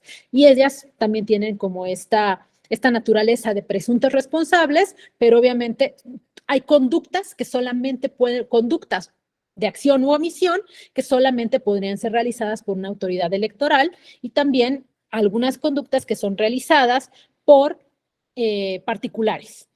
Hay actos también de omisión de las autoridades electorales frente al actuar de los particulares. A ver, tenías la labor de entregar las boletas. No las entregaste, te las guardaste. Es un acto es una conducta de omisión. O viste que estaban haciendo algo indebido y no dijiste nada, puede ser una conducta de omisión. Hay un resultado material a partir de no haber cumplido un deber que tú tenías. Estas personas también pueden ser presuntas responsables de un ilícito en materia electoral. Y también hay siempre, y esto es esencial, algo muy característico de los procesos penales de toda naturaleza, pero es el Ministerio Público, que en materia electoral es una unidad especializada, que es la Fiscalía especializada en materia de delitos electorales, donde trabaja Rafael, ¿no? La FEPADE. Es esta. A ver, voy a dejar de presentar porque tengo aquí participaciones. Primero Raúl y luego Eugar. Adelante, por favor. Gracias, maestra. Buenas noches. Una pregunta. ¿Puede cometiera algún ilícito, o bueno, se considera ilícita la acción de una persona que deja abandonada el paquete electoral? Si está obligada, tendríamos que ver tanto la Ley General de Delitos Electorales como reglamentos administrativos y leyes orgánicas para ver si estaba dentro de sus funciones. Siempre va a estar vinculado. Si estaba dentro de sus funciones y deja abandonado, entonces sí se podría estar configurando una conducta. Si no estaba dentro de sus funciones, por ejemplo, si yo no soy autoridad electoral, Gladys Morales, iba a recoger a mi mamá a San Cristóbal de las Casas y me encontré un paquete electoral, igual mi obligación es anunciar que, ¿sabes qué? Pues hay un paquete electoral como ciudadana, pero no como autoridad electoral. Hay que ver en qué grado, qué función realizas, qué nivel de responsabilidad tienes, o bien determinar qué tenías que hacer, ¿no? Anunciarle a tu superior, tú proteger el paquete electoral, o sea, qué tenías que hacer, va a estar de acuerdo al organigrama, a tus funciones administrativas y al nivel de responsabilidad que tengas. Gracias, maestra. No, gracias a ustedes. ¿Alguna otra pregunta, comentario hasta aquí? ¿No? ¿Vamos bien? Dice Rafael, no cualquier persona puede manejar un paquete electoral, solo personal del INE y luego los funcionarios. ¿Sí? O sea, ahí hay que ver también, claro, personal del INE, ¿quién? O sea, no, lo que quiero que pensemos es, tú eres personal del INE, tú eres chofer del INE. O no sé cómo son los rangos, pero ustedes díganme algún rango de materia electoral en el INE, ¿no? Es otra persona. ¿Qué responsabilidad tiene un chofer y qué responsabilidad tiene, no sé, me voy a inventar el cargo, un oficial responsable de velar paquetes electorales? Hay que ver, esta persona era empleado o empleada del INE, sí, pero era chofer. Y luego dice Eduardo, no sé qué es CAE, pero el otro es CAE, ¿no? Entonces, ¿quién tenía la responsabilidad? ¿Es lo mismo que lo haya abandonado el chofer o la chofera o es lo mismo que alguien que estaba responsable de proteger la paquetería electoral lo abandone, ¿no? Son situaciones diferentes, no es así en general. Lenin, adelante. Sí, el tema aquí es que eso es lo que en materia electoral definimos como cadena de custodia. Todo el proceso de la paquetería electoral, esa es la cadena de custodia en materia electoral, ¿no? O sea, desde que sale de las bodegas, desde que se imprime, hasta que se lleva a las casillas, a todo eso, hasta que se entrega a los consejos distritales. Entonces, si alguien tiene un paquete electoral, es porque era responsable de ese paquete electoral. No es que, digamos que no va como por niveles. Cuando dicen CAE, es pues un capacitador asistente. Entonces, esta persona es la responsable junto con el que dicen que era el funcionario de mesa directiva de casilla. Si la persona que traía el paquete electoral en ese momento, y luego depende de los momentos, ¿no? O sea, si ya iba saliendo de la casilla e iba al consejo, entonces era el responsable, el funcionario de la mesa directiva, ¿sale? Ahí el CAE solo acompaña. Pero si fue antes de la entrega, bueno, cuando el CAE o el supervisor le tienen que entregar al funcionario de la mesa directiva, entonces ahí el responsable es el CAE, por ejemplo. O sea, ahí se tiene que ver en qué momento se lleva a eso. Esa es la cadena de custodia acá, ¿no? Desde que la paquetería electoral se imprime hasta que se cuentan los votos. Entonces, cada quien tiene una responsabilidad dependiendo del momento en el que está. Eso es a lo que yo iba, ¿no? Muchas gracias, Lenin. Y es súper importante porque luego hay toda clase de situaciones y en materia penal también somos muy punitivistas en México, ¿no? Entonces luego justamente es importante ver, o sea, nos dice Lenin, primero estaba el CAE, ¿no? Y de acuerdo voy a usar el término cadena de custodia de la paquetería electoral, le correspondía a esa persona. Y otra persona le estaba acompañando. Quizás los detienen a ambos. Y la otra persona, ¿qué crees? Era empleado o empleada del INE, pero tenía otras funciones. Estaba ahí acompañando o estaba ahí porque estaba realizando otra función que no tenía que ver, pero la persona responsable de la paquetería era ella. ¿Y qué crees? Luego van y presentan denuncias contra todos, ¿no? Ya detienen a todas y todos y de repente tienes, ¡zas!, 10 personas detenidas. Y hay que ver, a ver, quién era la persona responsable directa, quién acompañaba, quién únicamente conducía el coche donde se transportaban y no tenía siquiera ni idea a qué estaban transportando. O sí sabía, pues, pero no era su responsabilidad. O qué nivel de responsabilidad tenía. También no es necesario que no tuviera ningún tipo de responsabilidad, ¿no? Pero hay que ver grados. Y esto, ¿saben cómo se traduce una vez que hay el proceso electoral? Se llama grado de responsabilidad. Y tiene que ver con el nivel de punitividad. Si tú eras hay personas que eran responsables directas, hay personas que tenían un nivel de responsabilidad menor, entonces la sanción va a ir de acuerdo al nivel de responsabilidad que tú tenías en ese acto. Todo, por supuesto, definido por tus funciones y definido también, hay situaciones. A ver, llegó un grupo armado, ¿cómo querías que protegiera la paquetería electoral? ¿No? O sea, hay razones de donde no eres inimputable o hay razones donde se justifique el acto. Entonces también hay que ver todas esas situaciones. Lo importante siempre es definir.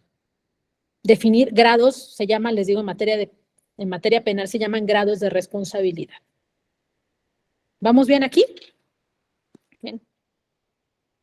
Y también hay en materia penal, ya no voy a presentar para no perder tiempo, pero tenemos dos figuras elementales también, que son la defensa pública. Las defensorías tienen un papel fundamental en México por muchas razones que tienen que ver sobre todo con desigualdades estructurales y económicas. La mayoría de las personas que cruzan por el sistema de justicia penal tienen una defensa pública. Todas las personas tienen derecho a la defensa, ¿no? Y además, de acuerdo a la Constitución y los precedentes en la materia, es una defensa técnica adecuada, que puede ser privada o pública. Privada hay que pagarla. En materia penal, sobre todo, también existen defensores públicos o asesores jurídicos que también atienden otras materias, pero donde hay la demanda esencial o donde se concentra la Defensoría Pública en México es en materia penal. Y el defensor o defensora pública tiene un papel esencial. Es al final quien va a generar la teoría del caso de toda persona, aunque digamos, a ver, es el Chapo, perdón, tiene derecho a la defensa técnica adecuada y a la presunción de inocencia hasta que se demuestre lo contrario. Entonces, la defensa, el defensor, la defensora, el defensor público tiene un papel esencial para garantizar que esa persona que está acusada, que es presunto o presunta responsable, se le va a defender. Y muchas veces puede ser algo tan importante como, a ver, espérate, tú lo estás acusando como responsable directo de este acto. Pero de acuerdo a las reglas electorales, esta persona sí tenía otro tipo de funciones, entonces su grado de responsabilidad no es este. Y lo que puedes estar peleando simplemente es admitir, sí, cometí un ilícito o cometí una falta dentro de mis funciones, pero no merezco 10 años de cárcel, merezco 5. Y además puedo reparar el daño y se reduce a 3. Y con 3 ya no tengo que pisar la prisión. O sea, esa es una labor que hace la defensa y es esencial en materia penal. Y también las y los jueces penales. Y me refiero en plural no solamente porque pueden ser jueces, juezas, pero también porque hay diferentes tipos de jueces y juezas dependiendo la etapa procesal. Ahora vamos a ver todo esto de dónde interviene cada uno.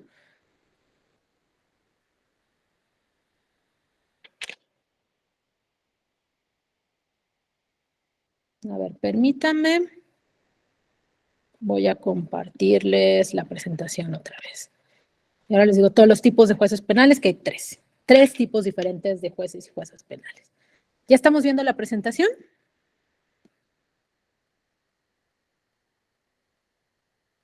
¿Sí? Sí, maestra. Vale, gracias. Entonces les digo, aquí esta es otra como gráfica de quienes intervienen en los procesos penales. Ya vimos acá la víctima o víctimas, quienes resienten el daño de manera directa e indirecta, el Ministerio Público, la FEPADE en el caso de materia electoral, que es titular de la acción penal, y esto es fundamental porque al final, al contrario a otras materias, por ejemplo, en materia civil, el incumplimiento de un contrato, quien presenta la acción, o sea, quien es dueño de la acción y quien puede decir, a ver, voy a presentar una demanda por incumplimiento de contrato, incumplimiento de una promesa de pago, por un fraude, etcétera, en materia civil, es la persona directamente que resiente el daño. En materia penal, sea por delitos electorales o por cualquier otro delito, la institución que puede presentar la denuncia o la acción penal, ejercer la acción penal ante un juez o jueza penal es el Ministerio Público. No puedo ir yo, por ejemplo, si alguien, o sea, que toco madera, salgo de aquí de la oficina y sufro un ilícito, yo puedo presentar la denuncia, pero quien va a integrar la averiguación y quien va a formular en dado caso la acusación es el Ministerio Público. Y en materia electoral, la FEPADE es como el titular de la acción penal. No puede ir directamente. Las víctimas de violaciones a sus derechos o que sufren algún tipo de delito son coadyuvantes. Pueden ejercer coadyuvancia. Intervenir, tienen todos los derechos a intervenir en la carpeta de investigación, en saber cómo va el proceso, pero digamos que quien conduce la investigación y quien integra la carpeta y todo es el Ministerio Público. También hay los jueces o juezas que tienen que cumplir con este requisito de ser independientes e imparciales, y hay tres tipos, les decía. Hay jueces dependiendo de la etapa penal, hay jueces y juezas de control, jueces y juezas de proceso oral y jueces y juezas de ejecución. Y ahora, en lo que nos queda de la sesión, vamos a ver qué hacen cada quien y en qué momento. Antes quiero, a ver, esto ya no lo voy a tocar porque no nos va a dar tiempo, pero tampoco es tan relevante para la sesión y de alguna forma ya lo hemos dicho. Hasta aquí, ¿alguna duda, comentario? ¿Vamos bien? Nos queda media hora. Sé que me he ido un poco rápido porque teníamos 2 sesiones y yo les quité una. Entonces, díganme por favor si avanzamos hasta las reglas del sistema procesal y sobre todo las etapas. O sea, un poco como ver dónde intervienen estos actores, instituciones y cómo se van configurando. Por supuesto, de manera muy introductoria, es lo que vamos a ver en esta última media hora. ¿Están de acuerdo? ¿Sí? Vale, gracias.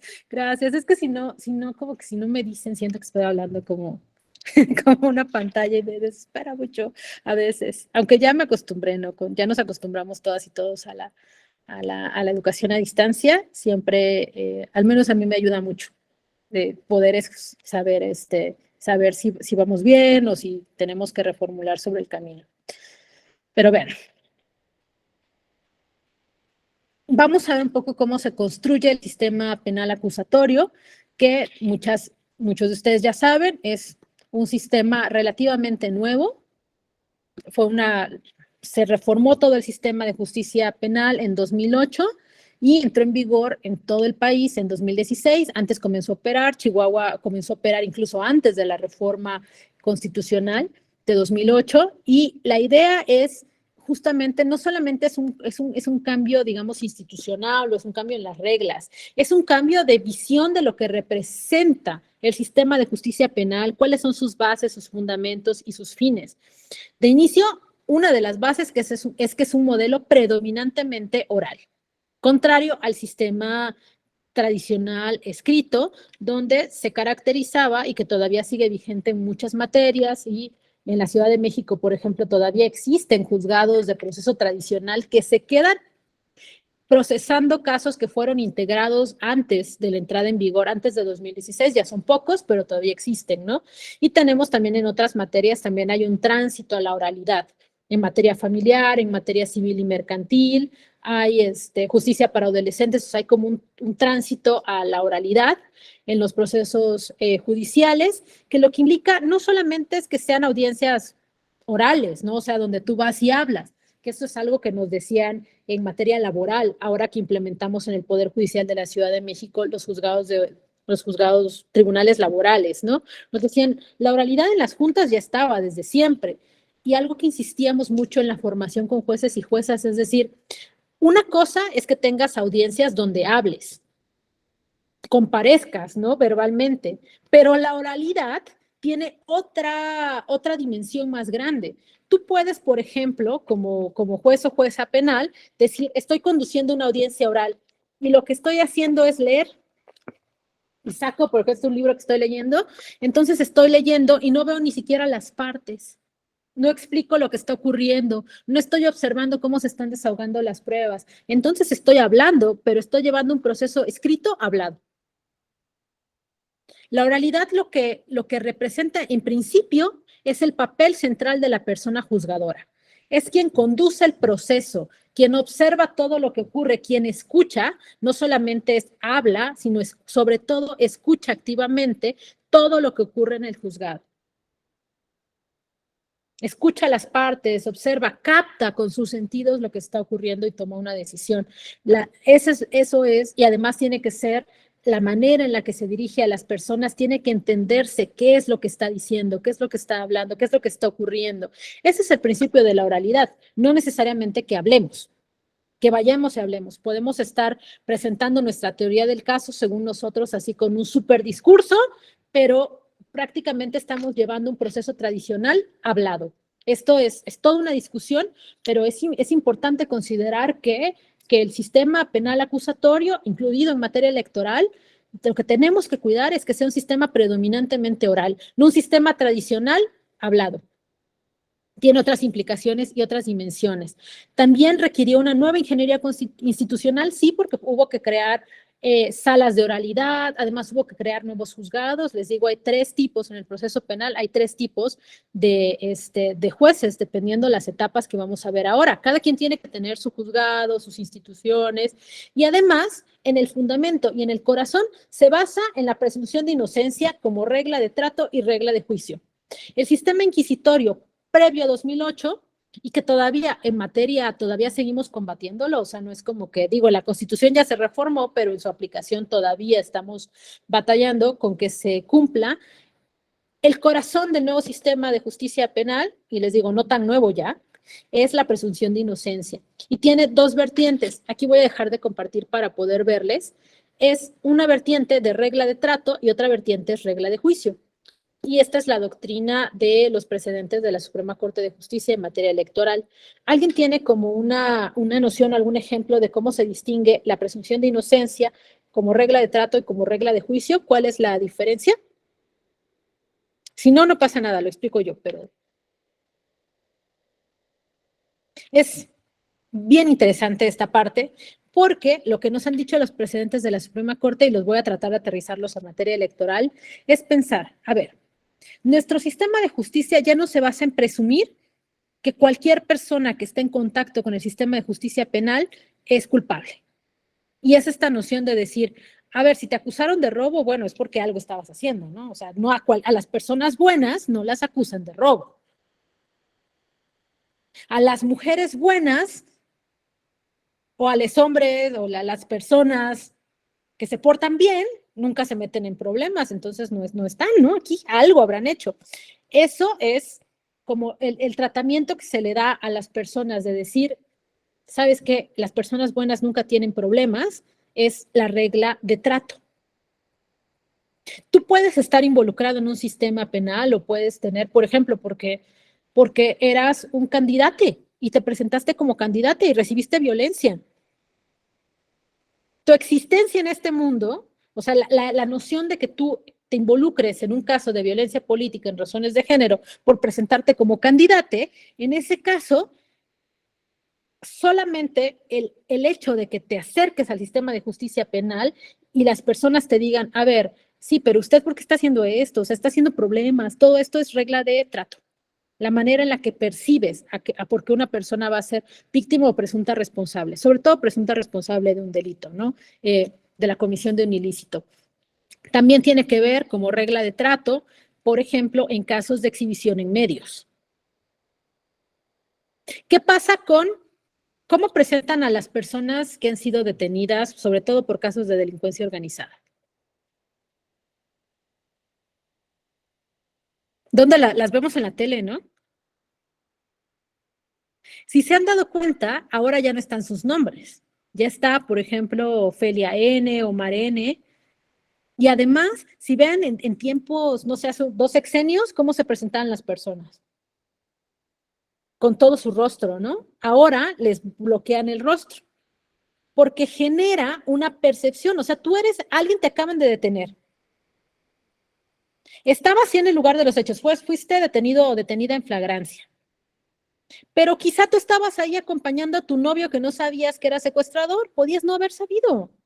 Eras la mamá que vivía en la misma casa. Hicieron un operativo, detuvieron a todas las personas. A ti ya te presentaron como presunta responsable. Es más, en los medios no te presentaban como presunto responsable. ¿Cómo salían los medios? Detienen a banda de secuestradores. Pensemos en materia electoral. Dependen a ladrones robaurnas. ¿No los han visto así en los diarios, sobre todo locales? Robaurnas detenidos. Y salen las personas, ¿no? Todas con su cara así. Robaurnas detenidos. Quemadores de urnas detenidos en la frontera. Y así, ¿no? Eso es una violación a la presunción de inocencia como regla de trato, porque lo que estás diciendo es que una persona que se ha involucrado, que es o sea, que todavía tiene derecho a la defensa, que no ha presentado sus pruebas, que no ha hecho nada, ya le estás declarando responsable desde el momento en que la detienes o desde el momento en que abres una carpeta de investigación y ya estás generando ya estás enviando un mensaje institucional de que esa persona algo hizo mal. Y esa es regla de trato, de manera muy simplista. Es la presunción de inocencia como regla de trato. Es desde que estoy investigando, debo partir de la integración de la carpeta de investigación, pensando que esa persona tiene derechos y los voy a respetar. Y reuniendo evidencia, no por cómo se ve, no porque vaya contrario a lo que yo creo, no por prejuicios ni estereotipos, sino con base en evidencia. Es la única manera en la que el sistema de justicia penal puede condenar a alguien. Evidencia suficiente, además, idónea y suficiente. Si yo comienzo a generar esta percepción ciudadana de que algo habrá hecho, es violatorio del principio de presunción de inocencia. Y la otra vertiente, como regla de juicio, ya es dentro del proceso penal y tiene que ver con la valoración probatoria estrictamente. Y ya es aquí donde la persona juzgadora califica las pruebas y dice las admito, no las admito, libres de estereotipos, además respetando derechos como el derecho a aportar pruebas, garantías de audiencia, o sea, tienen que estar las partes en el sistema penal acusatorio. Sobre todo, otro principio que rige es el principio de contradicción. En el sistema penal inquisitorio, el Ministerio Público o la FEPADE en materia electoral tenía un privilegio, y es que tenían como un visto bueno, digamos. Como son autoridades, las autoridades son buenas. Entonces, o sea, como que se les cree. Tienen un principio de buena fe. Actúa siempre el Ministerio Público con buena fe. Por supuesto, hay autoridades que se comportan muy bien, pero también pueden cometer errores. O sea, como más allá de que haya actos ilegales, puedes cometer errores. En el nuevo sistema de justicia penal, la autoridad ministerial en proceso está a la par de la persona presunta responsable. No hay un principio de buena fe a la actuación de las autoridades. Es más, hoy, bajo el paradigma de derechos humanos, hay una carga adicional, porque al ser autoridad debes proteger y garantizar derechos, ¿no? Entonces ya está como al mismo nivel. Y en ese caso, cuando tú presentas pruebas, por ejemplo, como presunción de inocencia, tus pruebas valen lo mismo que las pruebas que presente el Ministerio Público. Si presenta un video la FEPADE y también presenta un video la persona presunta responsable, ambos videos van a ser evaluados de acuerdo a la manera en cómo se obtuvieron, a la idoneidad, a la vinculación con los hechos de manera igual. No porque el Ministerio Público o la FEPADE en este caso lo presentó tiene más validez que lo que presentó la persona probable responsable. No estoy haciendo grados de distinción en la manera en la que estoy valorando las pruebas. ¿Sí me explico un poco en esta parte de reglas de valoración? ¿Cómo se aterriza? Y por supuesto, aquí hay reglas mucho más específicas, ¿no? Hay pruebas para juzgar casos de violencia política, tienen sus propios estándares probatorios, para juzgar casos que tienen que ver con responsabilidades, o sea, que están vinculados a funciones administrativas, también tiene sus propios estándares probatorios, y todos, en el corazón de todas estas reglas y estos sistemas de valoración probatoria, tiene que estar la presunción de inocencia. No debo presumir como autoridad o persona juzgadora que cualquier persona que esté involucrada en un delito o está acusada de haberse involucrado en un delito electoral, algo habrá hecho. Y por lo tanto, en la manera en la que recibo las pruebas, debo tratarlas de manera igual y de manera cumpliendo con los estándares que me indica la prueba. La prueba, por ejemplo, de testimonial tiene sus propios estándares. Si es un testimonio, además en un caso de violencia política, entonces tiene otros estándares más específicos. Y así, y me apego a los estándares y no necesariamente a lo que yo creo o presumo de alguien. Es mucho más complejo de lo que les estoy diciendo, pero les digo, es una manera muy simplificada que les puedo compartir cómo operan este principio de presunción de inocencia. Y esto lo podemos también aterrizar en etapas. Estas son todas las etapas del proceso penal y tiene determinados elementos, ¿no? Todo comienza con hay una investigación a manos, en este caso, de la FEPADE, ¿no? Es quien va a integrar a través de una demanda o querella, siempre inician es el anuncio. En materia penal les dice la noticia criminis, ¿de dónde viene, no? ¿Cómo te enteras de que hay un posible ilícito? Puede ser una demanda, se abre, o también de oficio. Las autoridades electorales tienen la obligación de denunciar. Perdón, es denuncia. No sé por qué coloqué demanda y ya lo repetí. Es denuncia o querella. Y es que estaba dando un curso en la mañana con jueces civiles, entonces yo creo que ahí me quedó demanda y lo repliqué. Es denuncia, el formato, el término correcto es la denuncia. Entonces, tú también puedes observar de oficio, las autoridades electorales tienen la responsabilidad en algunos casos de denunciar si ven algún ilícito. O sea, tienen esto, ¿no? No solamente los ciudadanos y ciudadanas, sino como autoridades electorales tienen obligaciones específicas. Una vez habiendo una denuncia o una querella, se abre una carpeta de investigación. Y la carpeta de investigación es justamente donde se van a reunir todas las evidencias. Y la carpeta de investigación, que puede sonar así físicamente como es una carpeta donde voy guardando documentos, en realidad es toda la labor, el corazón de la función de las fiscalías especializadas o de las fiscalías generales, es reunir la evidencia necesaria para demostrar la responsabilidad. ¿Por qué? Porque toda persona se presume inocente hasta que se demuestre lo contrario. Entonces, la labor de las fiscalías es reunir evidencia para romper la presunción de inocencia. Una persona, es más, el hecho de que la haya encontrado en el lugar de los hechos, casi con las manos en la masa, no me exime de la responsabilidad de generar evidencia de responsabilidad. Lo que tengo que hacer es reunir todo tipo de pruebas, la mayor cantidad de pruebas, sobre todo idóneas y suficientes para demostrar que esta persona cometió esta conducta, porque todo el sistema está construido a partir de la presunción de inocencia. Y en su caso puedes ordenar solicitar una orden de aprehensión cuando el delito amerita una prisión justificada. Y cuando es de oficio, para prisión preventiva oficiosa, bueno, lo hace la autoridad ministerial de manera oficiosa, ¿no? Automáticamente, no tiene que demostrar nada. Y también esto puede ser orden de aprehensión o bien orden de presentación, que es diferente. Orden de aprehensión solamente para delitos que ameriten pena privativa de la libertad.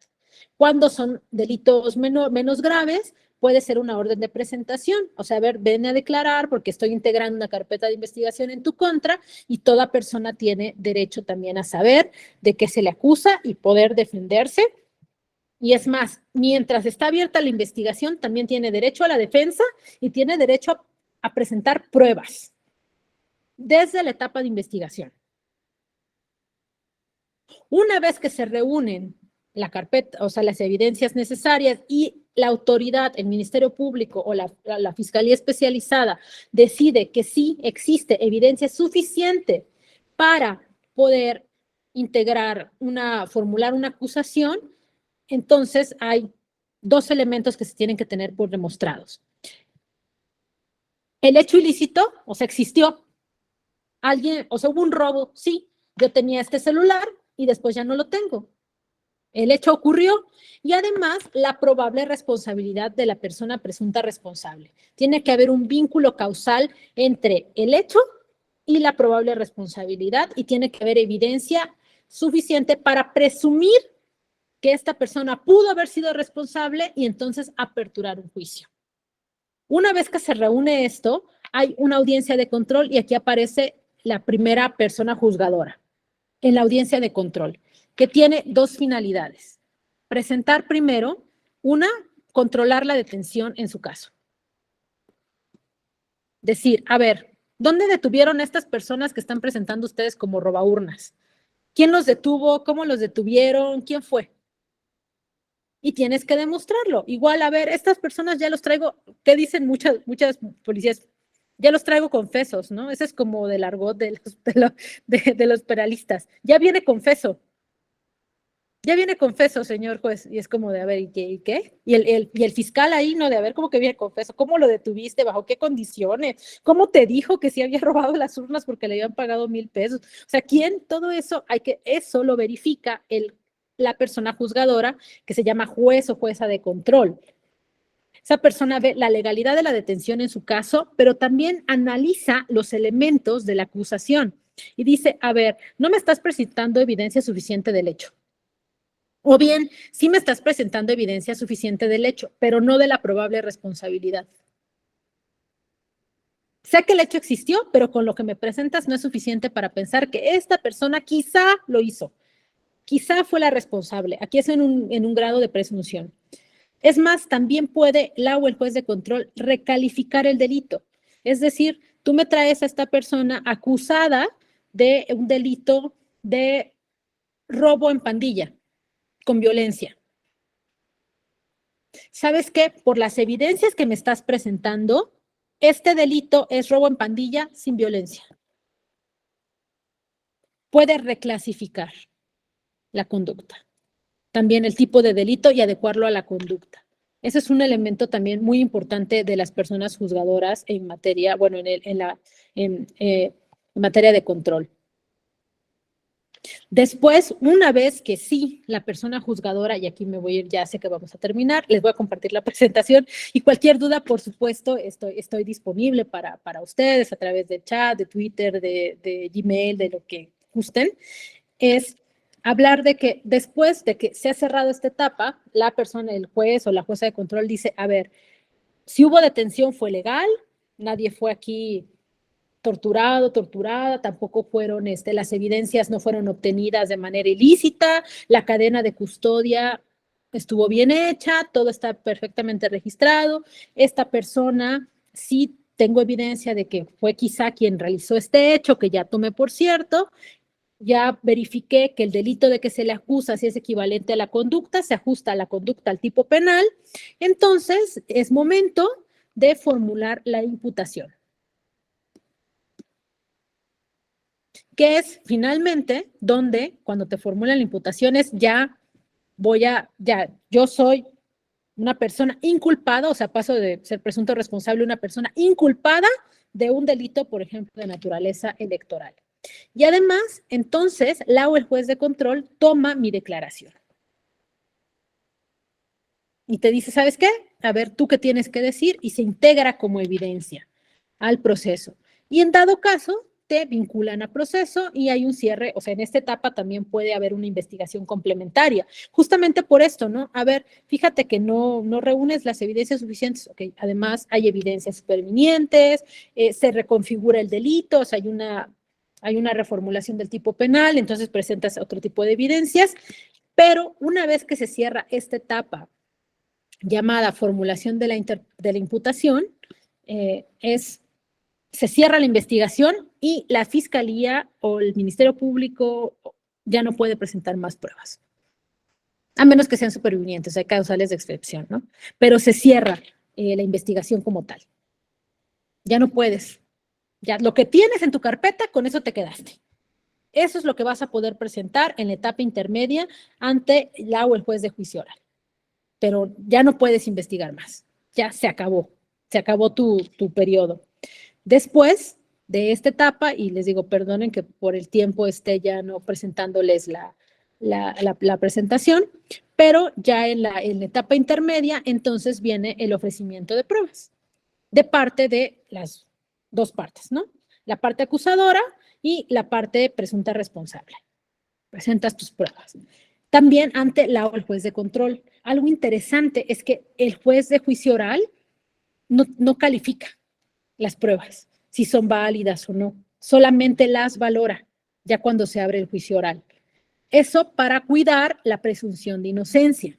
¿Por qué? Porque imagínense, yo ya vi una prueba, o sea, ya vi una declaración y esta prueba no fue admitida porque ya hay evidencia de que esta declaración pues fue obtenida, o sea, no está claro, se rompió la cadena de custodia, se excluyó. Luego el juez de juicio oral, ¿qué pasaría si ya la vio?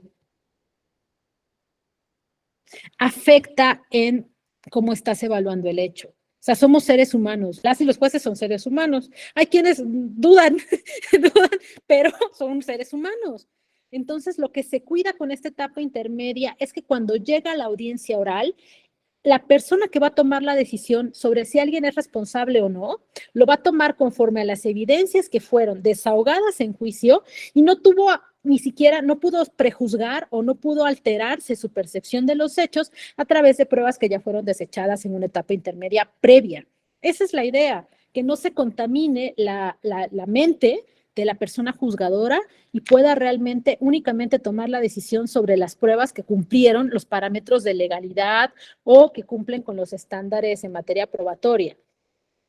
Una vez que se admiten estas pruebas y también para que sea más rápido el proceso y evitar que tengamos de nuevo procesos, aunque existen procesos que duran 10 años, siguen existiendo, pero la idea es también que todo se concentra y dices, bueno, hay una apertura de juicio oral donde aquí ya como los gringos, hay alegatos de apertura, se abre, ya hay otro juez, otra persona juzgadora, juez de juicio oral, que recibe los alegatos de apertura, que son básicamente la teoría del caso que presenta la fiscalía y la teoría del caso que presenta la defensa. Y esta es una parte bien interesante porque aquí el proceso penal se convierte en una pugna entre dos narrativas, que tienen que ser combates, dos narrativas. Alguien que dice, esta persona es responsable y alguien que dice, no lo soy. Y es una pugna entre dos historias donde van a ir vinculando esta teoría del caso con sus pruebas y las van presentando. Y la persona juzgadora las va recibiendo y las va valorando en el momento. Esto es lo interesante del proceso oral. Las va valorando en el momento, está calificando el testimonio porque está escuchando al testigo o a la testigo. La está escuchando y ahí mismo va valorando las pruebas. Si existieron 10 testimonios que estaban dudosos, nunca los debió haber escuchado, nunca tuvo conocimiento, no contaminó su juicio. Y entonces también hay alegatos de cierre, donde lo que haces es similar a los alegatos, decir, se tuvo por probado el hecho A, no se tuvo por probado el hecho B, y es como recordarle al juzgador, a la persona juzgadora, qué es lo que pasó en el proceso, y puede en ese momento dictar sentencia. Puede, en un proceso penal acusatorio, se pueden desahogar todas las pruebas, cerrar, irse a su oficina y decir receso para dictado de sentencia. Y en ese momento regresar media hora después, una hora después y decir, voy a rendir mi fallo. ¿Responsable o no responsable? No culpable, porque la culpa es otra cosa, ¿no? Esto es responsabilidad penal. Y en ese momento dicta el fallo y explica la sentencia, que es súper interesante e importante, y eso es la oralidad. No es con fundamento en el artículo 200 tal del Código Penal y con fundamento en tal de la Ley General de Procesos Electorales y además, responsable. 20 años de cárcel. ¿Y la persona nunca entendió? O sea, el juez o la jueza se dedicó a leer los artículos del código, a decir, con fundamento en la teoría penal y en el tipo bla, bla, bla, bla, bla. La esencia del sistema penal acusatorio es que la persona inculpada y las víctimas entiendan qué ocurrió. Y por eso se llama, si hay una audiencia posterior, hay procesos que son más complejos, no se dicta en ese mismo momento la sentencia, se puede decir, hay una audiencia de explicación de sentencia. Dictado y explicación de sentencia. Y las y los jueces preguntan, ¿Usted entendió por qué? ¿Tiene alguna duda? ¿Quiere que le explique? Tanto a las personas víctimas como a las personas responsables. Y además le explica que tiene acceso a beneficios de preliberación si fue condenado a la prisión. O sea, advirtiéndole, usted va a pasar 10 años en la cárcel, recuerde que tiene acceso a beneficios de preliberación, podría reducir su sentencia y entonces ya, si esa persona fue declarada responsable, pasa a manos o su tutela queda bajo un juez de ejecución penal. Juez o jueza de ejecución penal que ve dos condiciones: condiciones penitenciarias y beneficios de preliberación. Y esa ya es otra etapa de la cual pues no podemos, tampoco es materia de este curso, pero ya tiene que ver con la persona es responsable, pero no por eso pierde sus derechos. Y bajo el principio de reinserción social, por supuesto que tiene derecho a pedir un sustituto de la pena, a salir antes, siempre y cuando demuestre que ha cumplido con esta finalidad de la reinserción social, que ha comprendido qué pasó, que se ha educado, que se ha formado dentro de la cárcel y que por lo tanto puede regresar con todas y todos a este mundo difícil, pero a volver a ejercer y a ser un ciudadano o ciudadana como todos. Perdón por el acelere, espero que algo de esta sesión haya contribuido. Les comparto todos los materiales que requieran. Ha sido un placer y si tienen, digo, ya sé que estamos por tiempo, pero si tienen alguna duda, comentario final, estoy aquí a sus órdenes para recibirlas.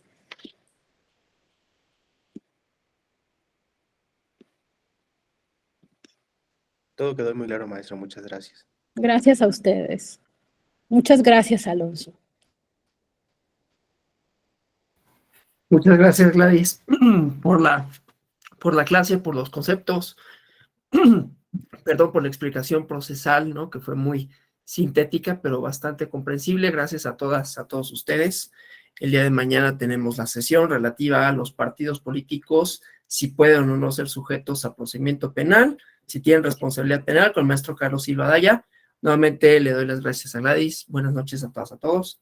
Y pues continúen disfrutando este diplomado. Gracias, Gladys. Gracias.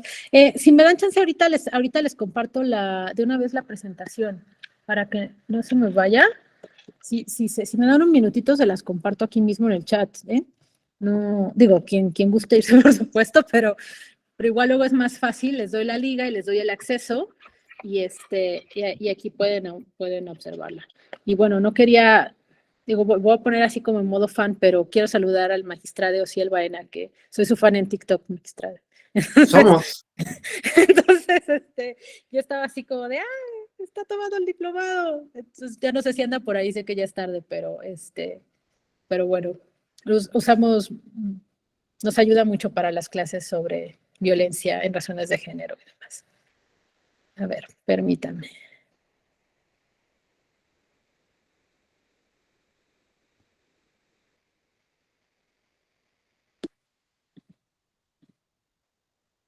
A ver. Listo. Ustedes pueden darle clic en la liga que acabo de colocar en el chat y tener la presentación con todos los vínculos y cualquier cosa. También ahí vienen mis datos de contacto. Entonces, estoy a sus órdenes. Ha sido realmente un placer. Que tengan muy buena noche.